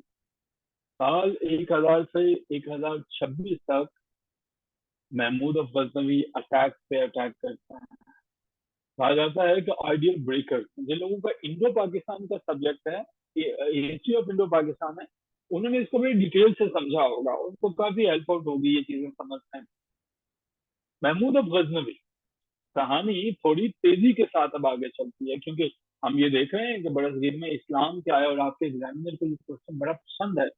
बड़ी देर तक 2015 तक वो इस क्वेश्चन की जान ही नहीं छोड़ता था, और अभी भी चांसेस है 2024 में, या जो, या तो वो स्पेशल में दे देगा, या जो है वो आपको दे देगा उसके अंदर आगे चल के फाइनल में। आइडल ब्रेक करके इस्लाम फैलता कैसे है? महमूद अफ गजनवी, महमूद अफ गजनवी के बाद इसका खुसरू मल्क जो है वो आता है, और ये टेन्योर गजनवी हुकूमत 1185 में खत्म हो जाती है। महमूद अफ गजनवी के बाद अब की दफा एक और मुस्लिम लीडर आता है, वो मोहम्मद गौरी है। मोहम्मद गौरी, मोहम्मद गौरी, इसकी कोई औलाद नहीं होती है। कहानी देखें कितनी तेजी से, मोहम्मद बिन कासिम, महमूद अफ गजनवी, और अब की दफा तीसरा कैरेक्टर मोहम्मद गौरी आ गया। इनको भूलना नहीं है, साथ साथ नोट करते चले जाओ, और एक फ्लो डायग्राम बनाओ, पेपर में जब बात करोगे ना कैसे कैसे आया, तो इसको ऐसे नहीं बताते चले गए। एक एक पेज के ऊपर जो है आपने डायग्राम्स इनकी जो है वो बनानी है, फ्लो चार्ट जो है वो बनाना है, कौन कौन आया, कैसे कैसे आया, किस किस तरह से आया, ये सारी की सारी चीजें जो है वो मेंशन करनी पड़ेंगी। जब ये सारी की सारी चीजें मेंशन करोगे फिर आपको जो है वो एग्जामिनर कोई 40-50 प्लस पे जो है वो लेके जाएगा, अगर जो है वो उसने इसको हिट भी किया हुआ। महमूद ऑफ गजनवी के बाद मोहम्मद गौरी आता है। मोहम्मद गौरी जो है इसकी अपनी तो कोई औलाद नहीं थी, लेकिन बहुत मोहब्बत करता था अपने गुलामों से। इसके बाद इसी के टेन्योर में कायम कर दी जाती है हमारे पास दिल्ली सल्तनत। दिल्ली सल्तनत, दिल्ली सल्तनत नहीं, स्पेसिफिकली वो कभी भी मोहम्मद बिन कासिम से अराइवल पे नहीं पूछेगा, वो आपसे एडवेंट ऑफ इस्लाम पे पूछेगा, मोहम्मद बिन कासिम पे नहीं पूछेगा। दिल्ली सल्तनत जो है वो इंडिया में स्टैब्लिश की जाती है, और ये 1192 से लेके 1526 तक रहती है। तो हमें जो क्वेश्चन हमारा है कि इस्लाम कैसे फैला, इस्लाम दिल्ली सल्तनत के बाद फैलता है। दिल्ली सल्तनत जैसे जैसे वजूद में आती है, इस्लाम जो है वो फैलता है। अब की दफा इस्लाम तो फैलता है, साथ में तहजीब व तमद्दन, कल्चर, ये सारी चीजें भी फैलना शुरू हो जाती हैं। हम एक और चीज देखते हैं, इस्लाम आपको क्या लगता है, क्या ताकत के जोर पे फैला? क्या इस्लाम ताकत के जोर पे फैला? यस और नो?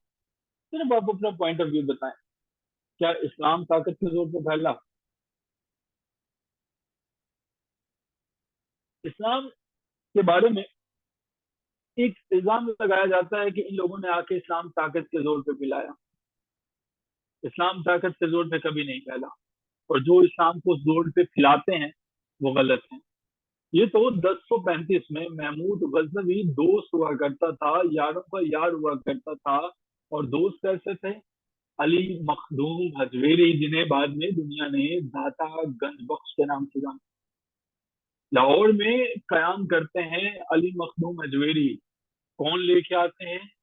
गजनवी। क्यों लेके आते हैं? दोस्त है, इलम दोस्त है। 30 साल तक लाहौर में स्टे करते हैं, इस्लाम से लोगों को बहरावर करते हैं। ये सूफिया कराम अपनी मोहब्बत, अपनी शफकत से इस्लाम को पिलाया करते थे। ये कभी किसी को काफिर, कभी किसी को भी ऐसा खताब नहीं दिया करते थे। ये कभी किसी को नहीं कहा करते थे कि तुमने नमाज इस तरह से पढ़ ली, हाथ खोल के पढ़ ली, तुम काफिर। तुमने देग नहीं चढ़ाई, तुम काफिर। तुमने मन्नत नहीं मांगी, तुम काफिर। तुमने फलां काम किया, तुम काफिर। सूफिया कराम मोहब्बत का दर्ज दिया करते थे। इनकी जिंदगी सादा, लिबास सादा, इनके अखलाक से झलकता था इस्लाम जो है वो। खुद इनकी ऐसा नहीं था कि बहुत मोटे ताजे खाते पीते हुआ करते थे, अल्लाह वाले थे। कई कई दिन गुजार दिया करते थे, इस्लाम को पढ़ते, समझते, इम्प्लीमेंट करते।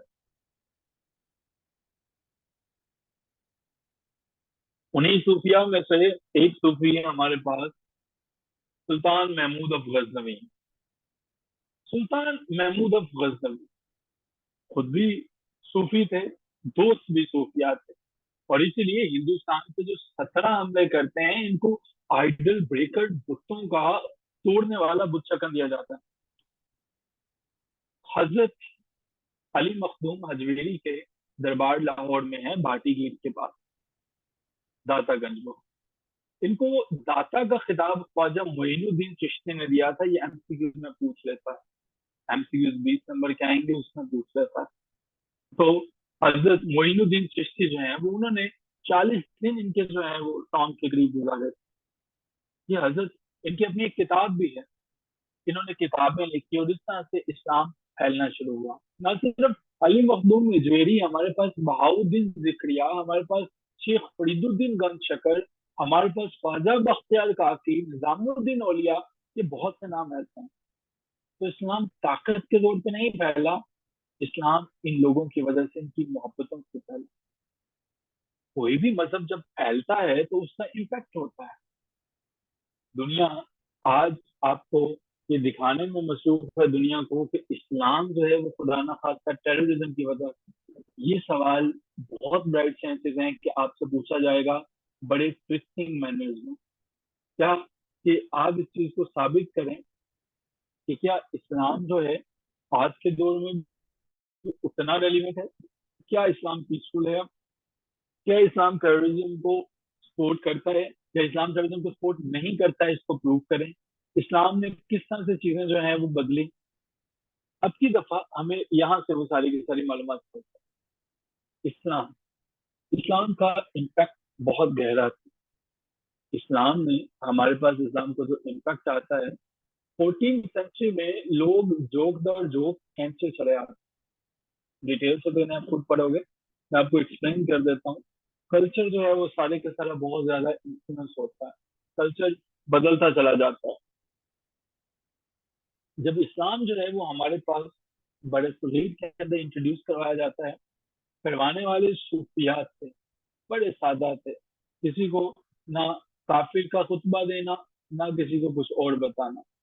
इस्लाम फैलना शुरू हो गया। तो हमारे पास अगर पूछा जाता है कि इस्लाम जो है वो किस तरह से इंडिया के अंदर आता है, तो हमारे पास सूफिया वजह हैं और ये सोसाइटी को बदल के रख देते हैं। वही हिंदू जो जान के दर पे होते हैं, वो देखते हैं जब बाबा फरीदगंज चक्कर एक ऐसा बंदा जो रोटी भी जो है वो तब खाता है जब उसको पता चल जाता है कि अब मैं जो है वो शायद ना बच सकूं। अपने लिए कोई बड़े बड़े टाइटल इस्तेमाल नहीं करता।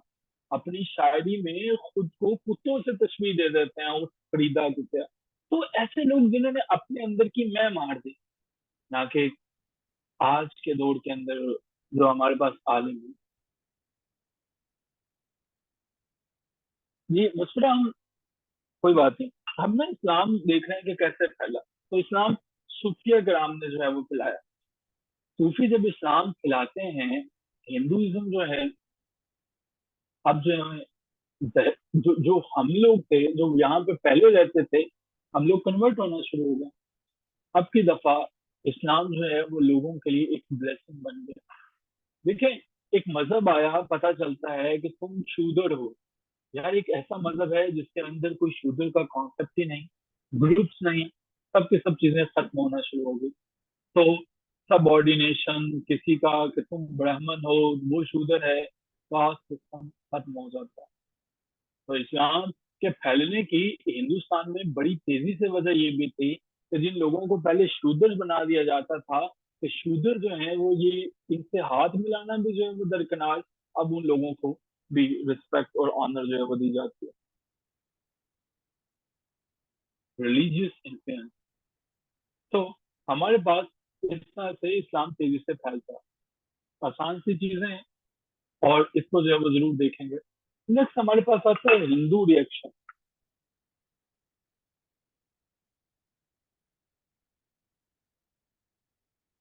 हाँ, ऐसे ही the Muslims soon become national entity। जब कोई कौम इस्लाम तेजी से फैलता है, मुसलमान जो है वो एक नेशनल कौम बन जाता है, एक ऐसी कौम बन जाते हैं जिनका मकसद ये है कि उन्होंने अपनी दफा स्टेबल फाउंडेशन। हिंदुइज्म को तो मानो जैसे आग लग जाती है, उन्हें ये नहीं पता चलता कि मुस्लिम इस्लाम इतनी तेजी से फैल क्यों रहा है। आपकी दफा हिंदुइज्म के अंदर कुछ तहरीकें आना शुरू हो जाती हैं, कुछ मूवमेंट्स आने शुरू हो जाती हैं। वो बदहवासी के आलम में जो मुसलमान है उन्हीं को हिंदुइज्म में कन्वर्ट करने की कोशिश करता रहता है। लेकिन जैसा मैंने बताया कि इस्लाम के अंदर ना तो कोई कास्ट सिस्टम था, ना इस्लाम ने कुछ जात पात के निज़ाम को मजबूत किया, बल्कि उसकी मुखालफत की। इस्लाम सूफीज्म की वजह से तेजी से फैलता चला गया। आपके मौलवी इस्लाम नहीं खिलाते। मौलवी और सूफी के अंदर फर्क मैं आपको बता दूं क्या होता है। मौलवी अपनी बात करेगा, सूफी कभी अपनी बात नहीं करेगा। मौलवी ये बात करेगा कि देखें, इस्लाम की बात करेगा, लेकिन इस्लाम की बात करने के बाद इस्लाम को इस्तेमाल करेगा, इस्लाम को एक सोर्स ऑफ इनकम बनाएगा। सूफी कभी मजहब को सोर्स ऑफ इनकम नहीं बनाएगा, और वो मजहब के नाम पे ना आपसे कुछ मांगेगा, बल्कि वो खुद कुछ ना कुछ काम करेगा। मौलवी आपको ये बार बार बावर करवाएगा कि तुम जहन्नमी हो, तुम जहन्नम में जाओगे। सूफी कभी बावर नहीं करवाएगा कि तुम जहन्नमी हो, वो तुम्हें बताएगा कि जो कुछ हो चुका है वो हो चुका है, अपने आगे चलो, आगे की देखो। मौलवी बताएगा कि वो पाड़ता है, वो लफ्जी तौर पे कहेगा मैं बड़ा गुनहगार हूँ, लेकिन वो समझेगा कि वो पाड़ता है। सूफी अपने आप को अपनी राइटिंग्स में, अपनी तहरीरों में ये बताएगा कि वो बहुत गुनहगार है। वो अपने आप को इंतहाई गुनहगार समझेगा, लिखेगा। अगर कोई उसको बताएगा कि तुम बहुत अच्छे हो, वो नहीं मानेगा, वो नहीं तस्लीम करेगा। सूफी कभी अपने नाम के साथ लंबे लंबे टाइटल्स को पसंद नहीं करेगा। मौलवी जो है वो उन टाइटल्स अगर ना लिखोगे वो नाराज हो जाएगा। क्लियर, समझ आ चुका है? सूफी में और मौलवी में फर्क क्या होता है? ठीक है। सूफी जो है वो सिर्फ दीन के लिए काम करेगा, उसे दुनिया से गर्ज नहीं होगा। तो इस्लाम को मौलवियों ने नहीं खिलाया, सूफिया ने खिलाया। ये फर्क जो है वो याद रखना है। ठीक है, इसको जो है वो कभी नहीं भूलना आपने। अब हिंदुइज्म जो है वो, हिंदुओं का रिएक्शन जो है वो बड़ा गहरा होता है। हिंदुइज्म का जो रिएक्शन है, अब वो ये समझते हैं कि हमें इसको कोई ना कोई रोकना पड़ेगा, किसी ना किसी तरह से कोई ना कोई चीजें देखनी होगी। एक मूवमेंट लॉन्च कर देते हैं जिसको हम जो है वो भक्ति मूवमेंट के नाम से जानते हैं। मानो चिपटा के जो है वो ये मूवमेंट हमारे पास वजूद में आ जाती है। भक्ति भगत से है। भगत, इसका मतलब ये होता है कि मैं राम का भगत हूँ, खुदा ना खास्ता मैं रामायण का भगत हूँ, मैं उसका भगत हूँ। लफ्जी मतलब भगत के होते हैं लव, यानी कि मोहब्बत, भाईचारा। एक ऐसी मूवमेंट जिसको लॉन्च किया गया था 14वीं सदी में, और ये भक्ति मूवमेंट के नाम से जाने जाते थे, इस्लाम को काउंटर करने के लिए। ये बातें पाकिस्तान बनने से बहुत पहले की। हम ये देख रहे हैं कि इस जमीन पर इस्लाम आया कैसे। हम ये देख रहे हैं मोहम्मद बिन कासिम लेके आया। हम ये देख रहे हैं ये जो हिंदू मुस्लिम तनाजा है, जब मुसलमान जो है वो ये कहते हैं, जी जी, हिंदुओं ने लॉन्च की। जब मुसलमान जो है वो ये कहते हैं, जब मोहम्मद अली जिन्ना कहते हैं कि पाकिस्तान तो तभी बन गया था जब पहला हिंदू मुसलमान हुआ था, उसका मतलब ये है कि पाकिस्तान कोई आज की प्रोडक्ट नहीं है। हम लोग तुमसे तब से मुख्तलिफ थे। तुम लोगों ने अगर माजी में भक्ति मूवमेंट्स और हम लोगों से सेपरेशन अख्तियार की, तो अब जो है वो जिन्ना कहते हैं कि इस काबिल मैं हो चुका हूँ कि माजी में तुम लोग जो है वो हमारे साथ ये सलूक करते थे। इतने 100 साल गुजरने के बाद आज भी तुम लोग जो है वैसे ही करोगे, फ्यूचर में भी वैसे ही करोगे, तो इसलिए जो है वो हम तुमसे रस्ते अलग अख्तियार करते। भक्ति मूवमेंट को लॉन्च किया गया था कि मुसलमानों को कन्वर्ट करें। वो कहते थे कि देखो यार, जो भगत है, रामनंदा है, ये हमारे के साथ जो लोग हैं, ये भी बड़े इंपॉर्टेंट। इनका मानना ये था कि इस्लाम और हिंदुइज्म के दरमियान जो चीजें हैं हम उनको मिनिमाइज करें, उनको ये देखने की कोशिश करें कि हमारे पास जो है वो ब्रदरहुड, जो भाईचारा है, वो सबसे ज्यादा जो है वो इम्पोर्टेंट है। अच्छा, भक्ति मूवमेंट जो है इसमें वो लोग भी शामिल थे जो कि बाजार जो है वो भाईचारे का बॉन्ड जो है वो देते थे। जो जिनका ये मानना था कि देखो हम लोग जो है वो सिर्फ भगत हैं, भाई हैं, ब्रदरहुड हैं, हम लोगों ने एक ही काम करना है और पूरी की पूरी इंसानियत को इकट्ठा करना है, सादा जिंदगी गुजारें। मेनली जो है वो इस मूवमेंट का मकसद ये था, जब इसको लॉन्च किया गया था, कि इस्लाम बड़ी तेजी से फैल रहा है, इस्लाम की तेजी को रोका जाए। और बहुत से लोग जो हैं वो इस जो है वो झांसे में आ भी जाते हैं। बहुत से लोग जो हैं वो ये समझते हैं कि ऐसा है, लेकिन ऐसा बिल्कुल नहीं है। ये बाद में चलने वाली भक्ति मूवमेंट ही है कि जिसकी वजह से 1583 में एक मुगल बादशाह भी इसी झांसे में आ जाता है, जिसका नाम मोहम्मद अकबर होता है। मोहम्मद अकबर, जो 1566 में तख्त पे बैठता है। ये भक्ति मूवमेंट के मानने वाले ये उसको मना लेते हैं कि यार ये दीन तो तुम लोगों का भी एक है, हम लोगों का भी एक है। वो भी इनके झांसे में आके दीन इलाही को लॉन्च कर देता है 1582। वो कहते हैं हाँ हाँ ठीक है, ऐसी कोई मूवमेंट जो है वो हम भी बनाते हैं। तो भक्ति मूवमेंट जो है वो आता है। अकबर को ये लगता था, वो ये कहता था कि हम जो है कुछ ऐसा काम करते हैं कि सब लोगों को इज्जत और ऑनर दी जाए। लेकिन कहानी में ये चीजें जो है वो बदली जाती हैं। अकबर की, और ये भक्ति मूवमेंट है, इन्हीं के वजूद में अकबर बादशाह था, दीन इलाही को लॉन्च करता है। लोग जोक दर जोक इसको मानते हैं, लेकिन वो वाले लोग जो कि अकबर के करीब थे, बादशाह था, 1566 में आता है, अब कोई ऐसा इंसान नहीं था जो इसके मुकाबले में उठ खड़ा होता। ये बेड़ा उठाते हैं मुजद्दद अली सानी यानी शेख अहमद सरहंदी। और ये क्वेश्चन आपके 20 सालों में 17 से 18 दफा आ चुका है, कम अज कम, ऑन एवरेज। हजरत मुजद्दद अली सानी, शेख अहमद सरहंदी। अब पता चला शेख अहमद सरहंदी किसके जो है वो रिवॉल्ट में होते हैं? अकबर के लिए। वजह क्या थी? एक ऐसी चीज जो है वो लॉन्च कर दी गई थी जो इस्लाम का हिस्सा ही नहीं। हजरत मुजद्दद अली खान, नोट्स बनाओगे, सारी की सारी चीजें इनको देखोगे। मुजद्दद लफ्जी मतलब जो है वो अलिफ सानी, मिलीनियम। मिलीनियम का मतलब होता है हमारे पास जो है, क्या मतलब होता है? कितने साल होते हैं? डेकेड का क्या मतलब होता है? मिलीनियम जो है वो कितने साल होते हैं? मिलीनियम से जरा देखो, मिलीनियम किसको कहते हैं? किसी को नहीं पता? 1000, 1000 साल। मुजद्दद अली थानी इतना अजीम रिफॉर्मर है कि हमारे पास जो है वो ऐसा लगता है कि 1000 ईयर्स में कोई इतना बड़ा जो है वो लीडर नहीं आया होगा। इस सवाल को हम बड़े गौर से देखते हैं, ये पेपर के पॉइंट ऑफ व्यू से इतना। 3 क्वेश्चन आज के पेपर के जो आज की क्लास है उसमें से बहुत इंपॉर्टेंट है। एक, आइडियोलॉजी क्या है, पाकिस्तान की आइडियोलॉजी क्या है, ठीक है। दूसरा, जिन्ना और पाकिस्तान की आइडियोलॉजी। तीसरा, इकबाल और पाकिस्तान की आइडियोलॉजी। चौथा, एडवेंट ऑफ इस्लाम है। और पांचवा हमारे पास जो है मुजद्दद अली खान। ये वो क्वेश्चन हैं जिनकी रेपिटेशन रेशो बहुत ज्यादा है, और मुजद्दद अली खानी की तो बहुत ज्यादा है। हजरत मुजद्दद अली खान ग्रेट मुस्लिम सेंट थे, नक्शबंदिया ऑर्डर से थे। नक्शबंदिया जो है ये सिलसिला है सूफियों का, मुख्तलिफ सूफिया कराम को मुख्तलिफ सिलसिले हुआ करते थे।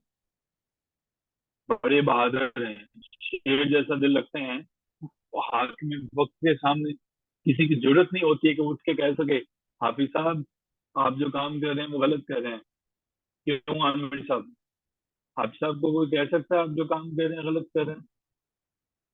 एक दफा तो उसने, क्या आवाज नहीं आ रही?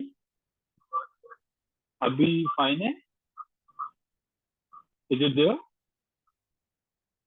अच्छा, मैं ये अर्ज कर रहा था आपसे कि क्या मुमकिन है कि हम जो है वो हाफिज साहब से उठ के कह सकें, हमारे जो हाफिज साहब हैं पाकिस्तान के अंदर हैं, उन्हें कह सकें कि आप सब आप जो कह रहे हैं गलत कर रहे हैं? हम किसी को कह सकते हैं?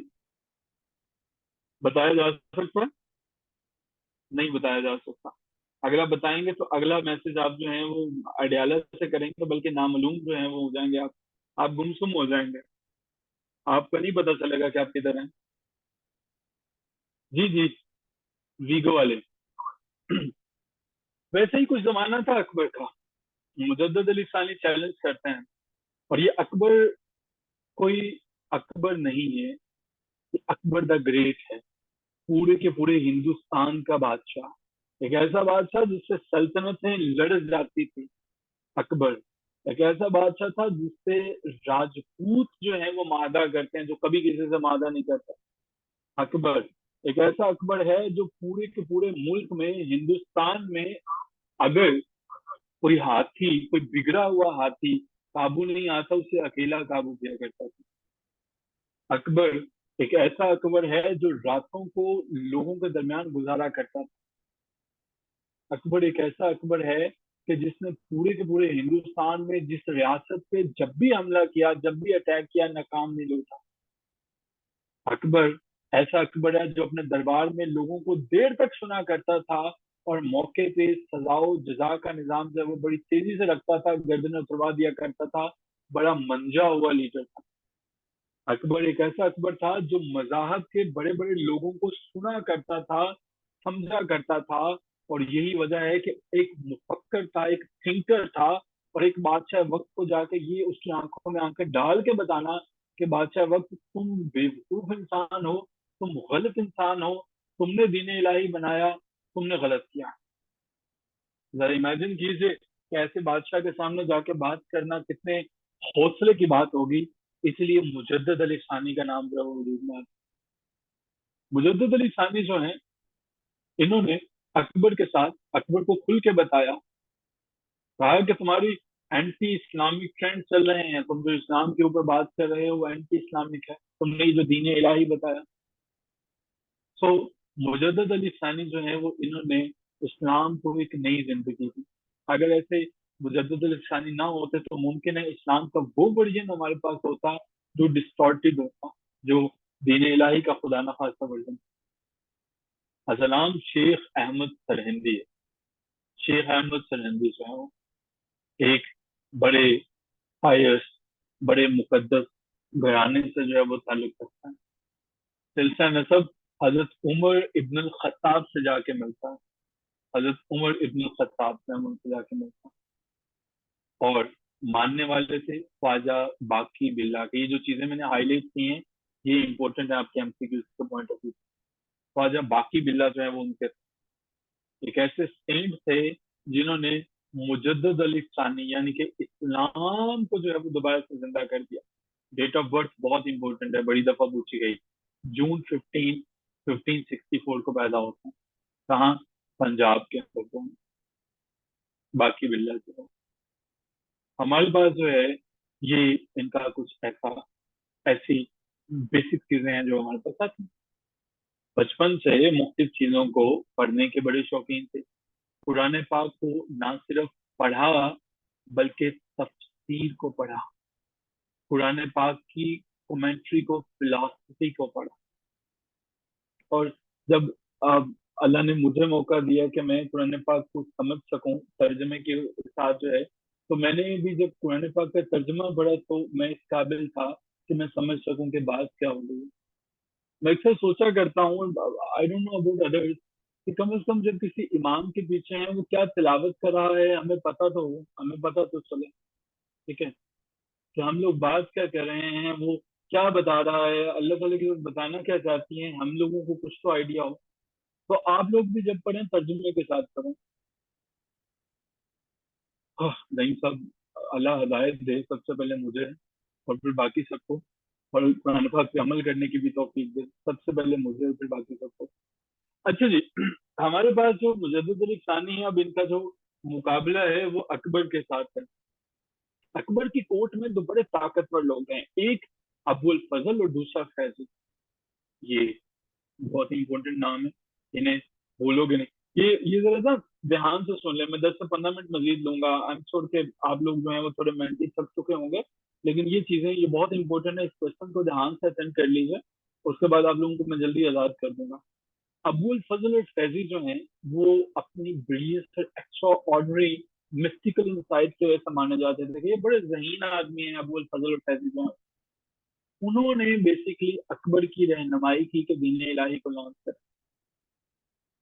शेख अहमद जो है वो इन्होंने अपनी फेमस किताब लिखते हैं हमारे पास, वो है अफर्मेशन ऑफ प्रॉफिटहुड, इस बातुल नबूवत के नाम से, अफर्मेशन ऑफ प्रॉफिटहुड, जिसमें वो बताते हैं कि प्रॉफिटहुड है क्या। ये जो अकबर ने बातें की ये तो गलत है। शेख अहमद जो है वो मुस्लिम नोबल्स के बड़े करीब थे। स्पिरिचुअल ट्रेनिंग इनकी जो है वो बाकी बिल्ला से थी। तो ये मौलवी नहीं थे, ये सूफी थे। ठीक है, जो मैंने फर्क आपको समझाया है ना, मौलवी नहीं थे, सूफी थे। नॉलेज इनके पास बेइंतहा था, और इन्होंने कोशिश की कि जनाब मैं जो है वो अकबर को ठीक ठाक जो है वो टफ टाइम दूंगा और इस्लाम की जो सही पिक्चर है उसको मैं बहाल करने की कोशिश करूंगा। कोशिश करते हैं बहाल करने की उन दिनों। लेकिन ये भी जानना जरूरी है कि कोई भी मूवमेंट जब शुरू होती है तो उस दौर में वहां के इलाके की कंडीशन क्या होती है। शेख अहमद ने जब अपनी रिफॉर्मिंग मूवमेंट जो है वो शुरू की, अन इस्लामिक प्रैक्टिसेस और ट्रेंड बड़े चला करते थे, लेकिन जब कोई बादशाह सलामत जो है वो कोई चीज को सही समझते हैं तो दुनिया उसको मान लेती है। हिंदुओं के साथ रह रहा कि हमारा ये यकीन कामिल हो चुका था कि मंदिरों पे, दरबारों पे जाना, उनकी मानना, बाबा से कहना कि बाबा तुम मुझे दे दो, ये वो करना, तो मुमकिन है हम में से बहुत से लोगों के मुख्तलिफ अकायद होंगे। मैं बड़ी माजरत के साथ किसी के अकीदे की बात नहीं करूंगा, लेकिन इन्होंने ये इस चीज को बताया कि हमारा ये अकीदा नहीं है कि हम किसी से भी मांगे सिवाय अल्लाह के। हमें کسی دربار پہ، کسی مندر پہ، کسی چڑھاوے یا چادر کی ضرورت نہیں ہے، ہمیں اللہ سے مانگنا چاہیے. انوسنٹ لوگ، بڑے ایسے معصوم لوگ تھے جو کہ درباروں پہ جایا کرتے تھے اور وہیں انہی ٹریڈیشن میں بڑے رہتے تھے. تو ایسا تھا اس دور کے اندر معاشرہ. اس دور کے اندر بھی جو عالم تھے وہ کچھ ایسے ہی تھے جیسے آج آپ کے پاس ہیں. انہوں نے قرآن پاک کو اور حدیث سے ریفرنسز دینا بند کر دیا. اگر کہیں پہ سود کی بات ہے تو آج ہمارے ملک کا بھی عالم ہے، ہمارے ملک کا بھی المیہ ہے کہ عالم جو ہیں وہ سود کی اگر بات ہوگی تو سامنے اگر کوئی سودی یا کوئی بزنس مین بیٹھا ہے سود پہ کبھی بات نہیں کرے گا. تو ان حالات میں یہ اٹھتے ہیں. 22% ہمارا سود کی شرح ہے. مسلمانوں کی معاشرے کو بدلنے والے یہ عظیم لیڈر جو ہیں یہ بدل دیتے ہیں مسلمانوں کی سوسائٹی. شیخ احمد جو ہے یہ ایک جاب لیتے ہیں اور جاب یہ ہے کہ مجھے اس معاشرے کو جو ہے وہ ٹھیک کرنا ہے. نبی کریم صلی اللہ علیہ وسلم کی زندگی سے مثالیں ڈھونڈ ڈھونڈ کے لاتے ہیں. بتاتے ہیں کہ ہمارے پاس نبی پاک صلی اللہ علیہ وسلم کی زندگی کے علاوہ اور کوئی آپشن نہیں ہے کہ کہیں سے ہم فالو کریں. ایک چیز کے انتہائی سخت خلاف تھے اور وہ تھی ایتھیزم. ایتھیزم کچھ مسلمانوں نے کہنا شروع کر دیا تھا بھائی نہ ہم اکبر کے خدا کو مانتے ہیں نہ کسی اور خدا کو مانتے. تو جو اسلام کی صحیح ٹیچنگز ہیں ان کے اوپر کام کرتے ہیں. میں دوبارہ بتا دوں یہ مولوی نہیں تھے، یہ صوفی تھے. اور جب کوئی صوفی کام کرتا ہے وہ صرف اسلام کے لیے کرتا ہے. ایک بادشاہ کا دیا ہوا دین تھا، دین الہی، اور یہ اسلام کے لیے جدوجہد کرتا ہے. شیخ احمد جو ہیں ان کو اللہ تعالیٰ کی ذات جو ہے وہ پتہ سے نوازتے ہیں. شیخ احمد جو ہے وہ مسلمانوں کے حالات و واقعات کو بدلنے کی پوری کوشش کرتے ہیں اور بدل دیتے ہیں. یہ بتاتے ہیں کہ آپ کو یہ چھوڑنا پڑے گا یہ جو پریکٹسز ہیں. خصوصاً اکبر نے اپنے دربار کے اندر جو ہے وہ پروسٹریشن یعنی سجدے کو بھی جائز قرار دیا تھا، کھلا کے اس کی جو ہے وہ مخالفت کر. یہی وجہ ہے کہ ہمارے پاس جو پکچر ہے وہ اب کی دفعہ بالکل بدل جاتی ہے. لیکن اکیلے شیخ احمد سرہندی کتنا کر سکتے تھے جب تک جو ہے وہ ہمارے پاس ایک دوسرے لوگوں کو ساتھ نہ ملاتے. مسلمانوں سے بارہا ایک ہی ریکویسٹ کی، ایک ہی بات بتایا کہ اپنی زندگی کو اسلام اور سنہ کے مطابق لے کے آؤ، نمازوں کو روزوں کو پیروی کرو. یہ باتیں جو ہیں وہ میں بتا دوں یہ کوشچن بہت امپورٹنٹ ہے. اب کی دفعہ یہ شیخ احمد کچھ خطوط لکھتے ہیں، لوگوں کو کنوینس کرتے ہیں. وہ بتاتے ہیں مختلف لیڈرز کو، وہ بتاتے ہیں کہ یہاں پہ انڈیا کے اندر سچویشن بہت خراب ہے، بہت خطرناک ہے. لیٹرز لکھتے ہیں مختلف لیڈنگ نوبلز کو، اور جو اکبر کے قریب ہوتے ہیں انہیں بتاتے ہیں کہ ایسے نہیں کرو. خطوط کا ٹھیک ٹھاک استعمال کرتے ہیں اور ان کے خطوط کو آج تاریخ میں ہم مکتوبات امام ربانی کے نام سے بھی جانتے ہیں. یہ ساری کی ساری چیزیں بڑی امپورٹنٹ ہیں. اکبر تک یہ بات پہنچتی ہے اور اب کی دفعہ شیخ احمد سرہندی کو جو ہے وہ جیل میں ڈال دیا جاتا ہے، جیل میں بند کر دیا جاتا ہے. اور بعد میں جو ہے جہانگیر جو اکبر کا بیٹا آتا ہے اس میں بھی ہمارے پاس کچھ دیر یہ جیل میں رہتے ہیں. انہوں نے جیل میں بھی تبلیغ کرنا شروع کر دیتے ہیں اور شیخ احمد کی پاپولیرٹی بڑھتی چلے جاتی ہے، بڑھتی چلے جاتی ہے. شیخ احمد سرہندی جو ہیں وہ رائل کورٹ کے اندر جب بھی اپیئر ہوتے ہیں اب وہ سمجھتے ہیں کہ یہ سجدہ کریں گے، یہ سلام کریں گے، لیکن ایسا کچھ نہیں ہوتا. کہ میں کسی انسان کے سامنے کبھی سجدہ نہیں کروں گا. جہانگیر اس کو اس چیز پہ بڑا غصہ آتا. جہانگیر کا باپ اکبر کی پالیسیز تھی، جہانگیر نے اپنے باپ اکبر کی پالیسیز کو آگے لے کے چلا. یاد رکھیے گا اکبر جو تھا وہ ایک ایسا لیڈر تھا جو کہ لبرل کا لیڈر جو ہے وہ سمجھا جاتا. کوشچن خیال کرنا ہے، یہ بڑا امپورٹنٹ کوشچن ہے اس لیے میں ڈیٹیل سے رہا ہوں. تو بعد میں جو ہے جہانگیر کو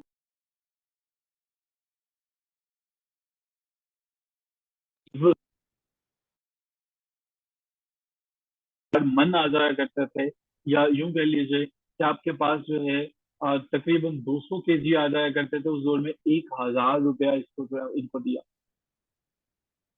شیخ احمد جو ہے وہ انہوں نے بھی یہ بتا دیا کہ ہمارے پاس دو ہی کانسیپٹ ہیں، اور وہ کانسیپٹ ہے ہمارے پاس کہ ہم نے टू नेशन कॉन्सेप्ट को जो है वो देखना है कि हिंदू और ये सारे के सारे लोग जो कि एथीस्ट हैं ये मुख्तलिफ हैं, हम इनसे मुख्तलिफ। आखिरी चंद एक बातें, इन्होंने एक नजरिया देते हैं। बेसिकली इनकी आमद से पहले अकबर ने और अबुल फजल ने एक चीज जो है वो बड़ी फेमस कर रखी थी, और वो फेमस था कि हमारे पास एक नजरिया था वहदतुल वजूद का। वहदतुल वजूद के नजरिए को यूं समझ लो कि अकबर को ये बताया गया था कि देखो, अल्लाह ताला की जात हर जगह मौजूद है। जी बिल्कुल मौजूद है। ये कायनात किसने बनाई? अल्लाह ताला की जात ने बनाई। अच्छा ये बताओ मुझे, जब अल्लाह ताला की जात ने बनाई तो इंसान किसने बनाया? अल्लाह ताला की जात ने बनाया। अच्छा, तो इसका मतलब है हर जगह जब अल्लाह ताला की जात ने बनाई है तो अल्लाह हर जगह मौजूद है। ठीक है, अल्लाह हर जगह मौजूद है। हर चीज अल्लाह का, अल्लाह की बनाई हुई है, अल्लाह की बनाई हुई नामत है, सिंबल है। अच्छा ठीक है, अब इसका क्या मतलब है? इसका मतलब है जो चीज हर जगह मौजूद है, अल्लाह की तरफ रिफर करती है, तो उसको सजदा भी जायज है। समझ में आया? वहादतुल वजूद, तो ये चीजें अल्लाह ने बनाई हैं, तो ये अल्लाह ताला की बनाया हुआ सिंबल है। ठीक है, तो अब इन तमाम चीजों को सजदा भी जायज। वो ये समझा करते थे कि जो इंसान है ये अल्लाह ताला ने क्रिएट किया ना, तो अल्लाह के दरमियान और इसके बंदे के, इसके बनाई हुई चीज के दरमियान इंसान भी अल्लाह का बनाया हुआ एक नमूना है, इसको भी सजदा किया जा सकता है। खुदा और इंसान को अलग अलग नहीं किया जा सकता। ये नजरिया इंपॉर्टेंट है, मुझे बताएं समझ में आया? ये दोबारा एक्सप्लेन कर दी। जब अल्लाह ने हर चीज बनाई है, हर चीज अल्लाह की है, तो किसी को भी सजदा कर लो चलेगा, किसी की भी इबादत कर लो चलेगा। ठीक है, ये नजरिया था जिसे वहदतुल वजूद जो है वो कहा जाता था। क्लियर? समझ में आया?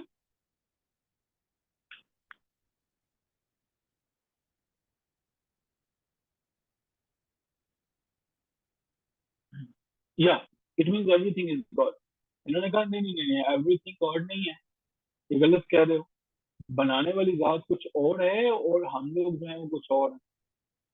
शेख अहमद जो है, इनकी एफर्ट्स का बहुत ज्यादा असर होता है और जिंदगी जो है वो मुसलमानों की बदल जाती है। ठीक है, शेख अहमद सरहंदी जो है वो, इनकी जिंदगी जो है वो बदल जाती है।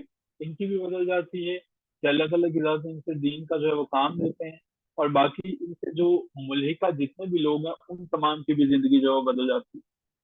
तो शेख अहमद जो है हमारे पास अपने आखिरी सांसों तक जो है वो लगे रहते हैं, कोशिश करते हैं, कोशिश करते हैं कि इस्लाम को जो है वो मैं इसके सही मानों के अंदर जो है वो मैं बहाल कर सकूं, सही मानों के अंदर इसको जो है वो बहाल कर सकूं, और ये बहाल कर देता हूं। ये इनकी काविशें हैं जिसके ऊपर हमारे पास जो है वो क्वेश्चन जो है वो आता है। आई एम श्योर कि यहाँ तक चीजें आप सबको क्लियर हो गई होंगी। तो जो क्वेश्चंस हैं, वट आया जो है वो जो हमारे पास दोस्त है ना, वहीदतुल शहूद का नजरिया वो ये है, इन्होंने बताया कि नहीं, बनाने वाला और है, जो उसकी क्रिएशन है वो उसका एक अलग अलग जात है ना। इंसान को बनाया है वो क्रिएटर है। ये कभी भी नहीं मुमकिन है कि दोनों की दोनों सेम हो सकती हैं। बनाने वाले को सजदा जायज है, अल्लाह ताला की जात को कतन सजदा जायज नहीं है कि जिस जो चीजें हैं उनको भी सजदे करते रहो। वो कहते थे कि अकबर को अल्लाह ने बनाया है, और अल्लाह ताला की जात जो है वो अकबर भी रहीम है, अकबर भी करीम है, जलाल भी है, सजा भी देता है, तो उसमें अल्लाह ताला की भी जो झलक नजर आती है तो वाहिदुल वजूद है, शहूद नहीं। जो उसके बिल्कुल उल्ट था कि ऐसा नहीं है, ये गलत था। ठीक है। अच्छा, अब what are my expectation? Did I answer your question? नहीं? ठीक है, थैंक यू। मेरी एक्सपेक्टेशंस आपसे क्या है? मैं क्या चाहता हूँ कि आप क्या काम करो। दो काम कीजिएगा। पहला तो मैं आपसे ये काम करूंगा, आपसे रिक्वेस्ट करूंगा, पेपर्स आपके पास सारे के सारे अपडेटेड हैं आपकी लाइब्रेरी के अंदर, क्लास एंड पे काम करोगे, और आपने जो है पास्ट पेपर्स जो है वो वहां से उठाने हैं। पास्ट पेपर्स को उठा के उनके मुताबिक जो जो उनसे क्वेश्चन जो है वो यहाँ तक अभी तक आपने पढ़े हैं, जो जो आए हुए हैं पास्ट पेपर्स में से, सबसे पहले करोगे कि आप उनको, उनके लिए आउटलाइन अपनी बनाओगे। ठीक है, आउटलाइन क्रिएट करने की कोशिश करोगे कि कौन कौन से क्वेश्चन पास्ट पेपर्स में हैं। दूसरे नंबर पे क्वेश्चन नंबर 1 से लेके ये नोट्स आपके साथ शेयर नहीं सब कर देते हैं। क्वेश्चन नंबर 1 से लेके जहां तक हमने पढ़ा, हमने आज तकरीबन 2 चैप्टर्स पढ़े हैं इस किताब के, ठीक है। ये जो पर्टिकुलर हमारे पास नोट्स हैं, इससे 2 चैप्टर हमने जो है वो कंप्लीट किए हैं। अब आप करोगे ये कि अपनी कोटेशन वो किस किस ने जो है वो प्रेजेंट थी, उसको एक फ्लो चार्ट की सूरत में बयान करने की कोशिश करोगे। फ्लो चार्ट क्या होता है? एक ऐसा चार्ट जिसमें चीजें मूव करती हैं। मान लीजिए कि हमारे पास जो है वो एक कोटेशन आपने लिखी यहाँ पे, अब इसके बाद आप जो है यहाँ पे एक एरो पुट करेंगे, इसके बाद जो है वो आप अगला जो है वो बनाएंगे, उसकी अगली कोटेशन लिखेंगे। मान लो कि मैंने आइडियोलॉजी की बात की, कैसे वजूद में आया, तो सारी की सारी चीजें लफ्जों में बयान करने के बाद एक पेज पे छोटा सा उसका फ्लो चार्ट भी होना चाहिए, ठीक है। उसका फ्लो चार्ट भी होना चाहिए। जो लोग स्पेशल सीएसएस में अपियर हो रहे हैं उनको डेफिनेटली टेस्ट होगा, ठीक है। आप स्पेशल में अपियर हो रहे हो ना, आपका डेफिनेटली टेस्ट होगा। प्रीवियस पेपर्स में से मैं क्वेश्चन दूंगा, लेकिन जो लोग रेगुलर सीएसएस के लिए हैं, उनका टेस्ट नहीं होगा। उनका obviously they have some time, तो वो अभी इसके ऊपर काम करेंगे। आपका होगा, आप इस पर काम करोगे। अच्छा जी, तो ये फ्लो चार्ट है। अगर किसी क्वेश्चन में फ्लो चार्ट नजर नहीं आता, कोई जरूरत नहीं है लिखने की। एक क्वेश्चन में कम से कम 4 से 5, ज्यादा से 8 से 10 कोटेशन होनी चाहिए, रेफरेंसेस होने चाहिए, ठीक है। रेफरेंसेस के बगैर बात जो भी करोगे फजूल बात होगी, कुछ भी नहीं कर, कोई नंबर नहीं मिलेगा। आई एम श्योर कि यहाँ तक सारी की सारी चीजें आपको क्लियर है, समझ में आ चुकी हैं। Is it so? सब सब चीजें क्लियर हैं, पिक्चर क्लियर है? लें जी। अब जब अगली बार हम मिल रहे हैं, अगली क्लास में जब हम मिलेंगे, तब हम ना सिर्फ जो है ये मुकम्मल करेंगे, ये मुकम्मल तो हो चुका है, इसके बाद हम शाह वलीउल्लाह को देखेंगे, कुछ मूवमेंट्स को देखेंगे, फिर मुसलमानों की पॉलिटिकल स्ट्रगल और पाकिस्तान मूवमेंट को देखेंगे। पाकिस्तान कहाँ तक मिली? नहीं, आपने सिर्फ रेफरेंसेस में ये बताना है कि उस बंदे ने कब कहा क्या बात, ठीक है। लेंगे। Thank you so much everyone, take care of yourself, खुदा हाफिज।